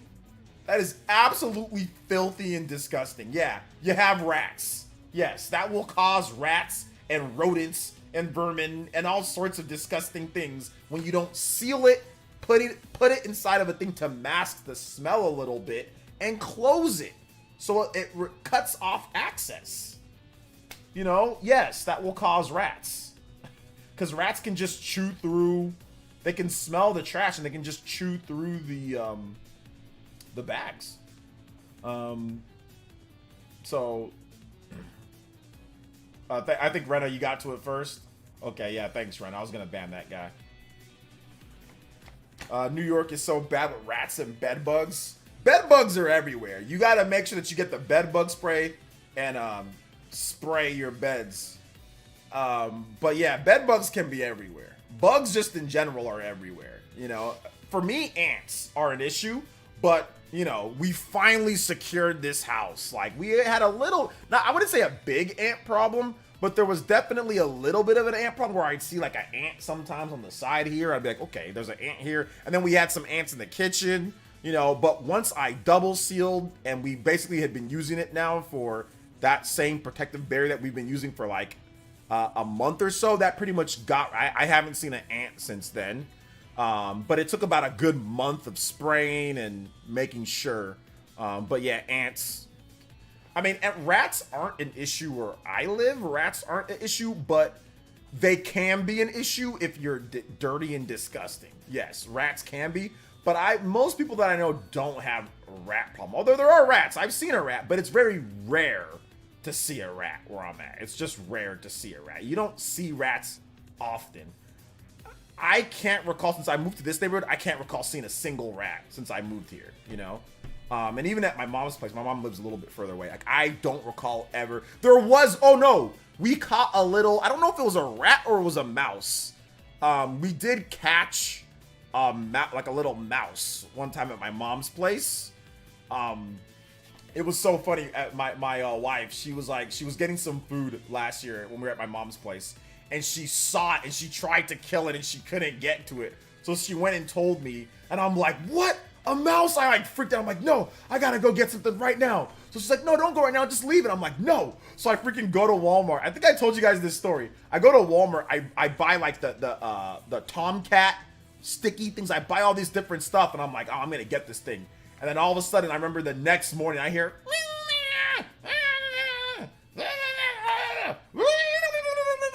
and I'm like, oh, I think I caught it. So then I see it there. It's just this little mouse, you know. I'm just this little mouse. And I'm like, all right, here we go. Boom. Took care of it. So that was that. Yeah, ants are annoying, man. I used to have a love. Okay, yeah, you're in Zona, though. So yeah, Zona has those scorpions, those little scorpions. Yeah, you gotta get the scorpion stuff, dude. Yeah, scorpions can jack you up, dude. I'd be, skip that. Closest thing that we have to, I mean, we have scorpions here, but you'll see them in the field. Scorpions kind of just leave the populated areas alone. They just stay out in the fields and stuff like that. We do have, like, sometimes you might see like a little snake, but snakes, yeah, they're out in the fields. There was one time though, where I remember, there was a snake at at one of our previous houses that my mom had, like in 2004 or something like that, or was it 2004? 2000, I know it was like in the mid 2000s or maybe early 2010s, like mid 2000s maybe. I remember there was a freaking snake that came from like the roof. Like we were fixing our roof, like there was like a leak and we were fixing the roof because we had a 2-story house at that point, and a freaking snake came through. And I'm such a sissy, I ran to my mom and my mom was able to wrangle up the snake and get it out. But yeah, a freaking snake came out. It wasn't the biggest snake, but it was a nice sized snake. It wasn't a small, if it was a small snake, I'd take care of it. This snake was actually a good size. I'm like, where the hell did it seemed like a pet. Because I ain't never seen a snake like that in the neighborhood or anything. Like, it seemed like somebody's pet.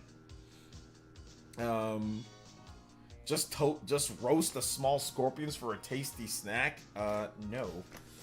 They would climb up on my blanket and get me for real. Oh my goodness. You didn't have anti-scorpion stuff there, Dark Synchron? There's no anti-scorpion spray? You gotta be kidding me.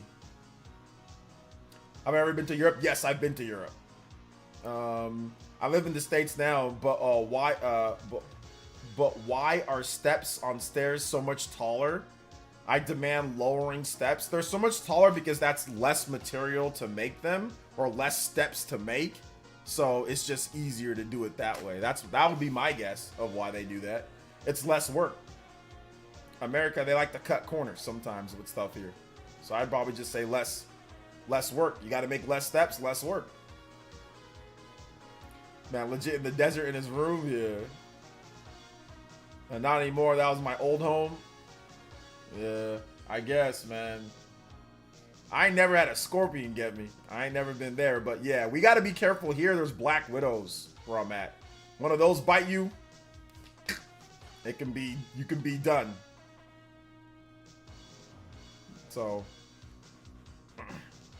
I killed the mouse? No, I didn't kill the mouse. I didn't kill it. I just let it out very far away from my house. I let it out very, very far. I drove over to the... But to be honest, man, I didn't want to touch the mouse and I didn't want to touch the thing. So I kind of just let... I mean, it probably died, but I'm thinking that it could have freed itself eventually. I put some water on the thing. It was getting loose. I don't know if it ended up getting loose, but I wasn't about to touch it. Hell no, I don't want to get a disease. So I just left it on the mouse thingy, and then I just put some water on there. So maybe it got away, but I drove. I drove over there.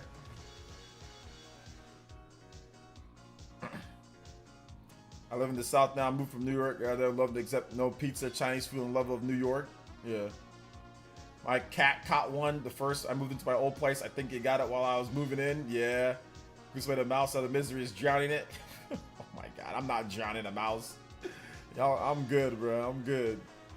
Yeah, I remember that there was a cat that it wasn't my cat, but the cat was acting like it was my cat. It was like an outdoor cat. It would just come around the house. And one time it killed a mouse somewhere and it just like brought it to the doorstep. I'm like, good, I guess.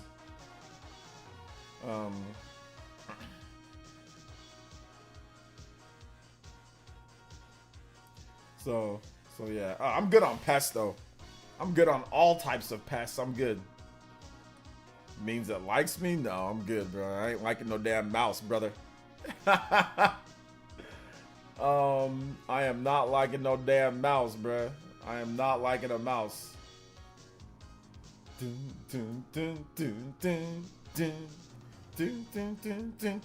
Cammy's theme is so awesome.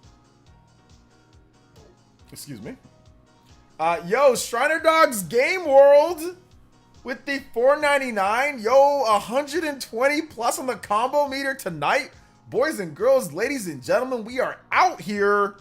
Let's go, 123. Just checking in from Alberta. Yo, what's going on back in America? Need anything from Canada, eh? Bring the finest quality poutine that you can get. I'm gonna need it. The finest quality that you can get, Shriner Dog. Somehow I need it to be preserved and fresh from Canada. Let's go. Let's go. Shout outs, man. I appreciate you. Thank you for the $4.99, Mr. Shriner Dog. Glad to see that you're safe and sound in Canada. We have a trash bin news from New York. Surprised me. It took me until that news to realize that I've never seen any outside people's homes. Oh man, you New Yorkians, man. Y'all on something over there. Bodegas and rats. Oh man. It's making me crave poutine now. Yo, poutine's good stuff. Good stuff. Good stuff. But all right, guys, we are gonna wrap it up for this stream. Master Splinter, thank you so much for coming out to today's stream. That is a cool 3 hours plus, or going on 3 hours. If you guys have not seen my video today talking about Xenoblade, check it out. I don't know what I'm gonna do for you guys tomorrow. I have not figured out what video is gonna drop, but something will come out tomorrow. I'm not sure, or I'll work on something. But if you have not seen my latest video talking about Xenoblade, check it out. Xenoblade 3. Xenoblade 3, 2 years later. 2 years later. So my thoughts on that game. I want to say thank you guys so much for coming out to the stream tonight. Shout outs to Shinru. Ending the stream is the Hokage and Stream Ninja. Big love to you, man. Sicilian Gamer. Shout outs to you, man. I appreciate you. White Knight, thank you for the subscription. Christian Me World, Matthew B, thank you for the big $20 dono. Double JoJo's on that one. Actually, I forgot to put the JoJo's up. Sorry about that. I gotta make a regular JoJo. Anytime I need to do a regular non-JoJo Fridays JoJo notification too. Maybe just like a JoJo where it just says it. Maybe we do that. I think we'll just do that. We'll just like a voice, just like a JoJo. I think that'd be pretty cool, right? So I'll add that. So yeah, dude, what the hell? These freaking viewer bots. Okay, yeah, ban already. Thank you so much. I appreciate that. Thank you, Rena. Shout outs to J2 Blue, Party Man, Elite Ninjas, Dark Synchron Cuts, Big Shot X in the house, Simeon Coin, Shriner Dog, Kelsey Day, Charitar, John Foster, Pink G, Anderson Blitz. Thank you guys so much. Game Vibe. Thank you guys so much for your support tonight. I appreciate it. So love y'all, Rena. Bad Scent. Appreciate you, brother. Peace and love. We'll see about tomorrow if I stream. I might take tomorrow off just so, or not off of actual off, but so I can edit like a big top 25 video or something. We're gonna see. I might not. I might. We'll see. I'm just not sure. So yeah, we'll check that out. So thank you guys so much. I'll make this live stream live afterwards too, since I'm not sure if we're gonna do something tomorrow. So if you guys want to watch this replay or whatever, you can. So, all right, guys, love y'all. You guys are the goats. You guys are awesome. And we'll see you guys maybe for tomorrow. We might have a stream. If not, then we'll see you guys on Thursday. But I should have a stream tomorrow, but we'll see. It depends on if I think of a good idea for top 25. If I have a good video idea. I mean, I need to edit it. So we'll see. All right, guys. Love y'all so much. Take care. Be safe. Don't do anything I wouldn't do. And we'll see you guys for the next one. All right. Peace out, homies. Love y'all. Thank you for your support tonight. You guys are legitimately goated. I love you guys so much. We'll see you guys for the next one.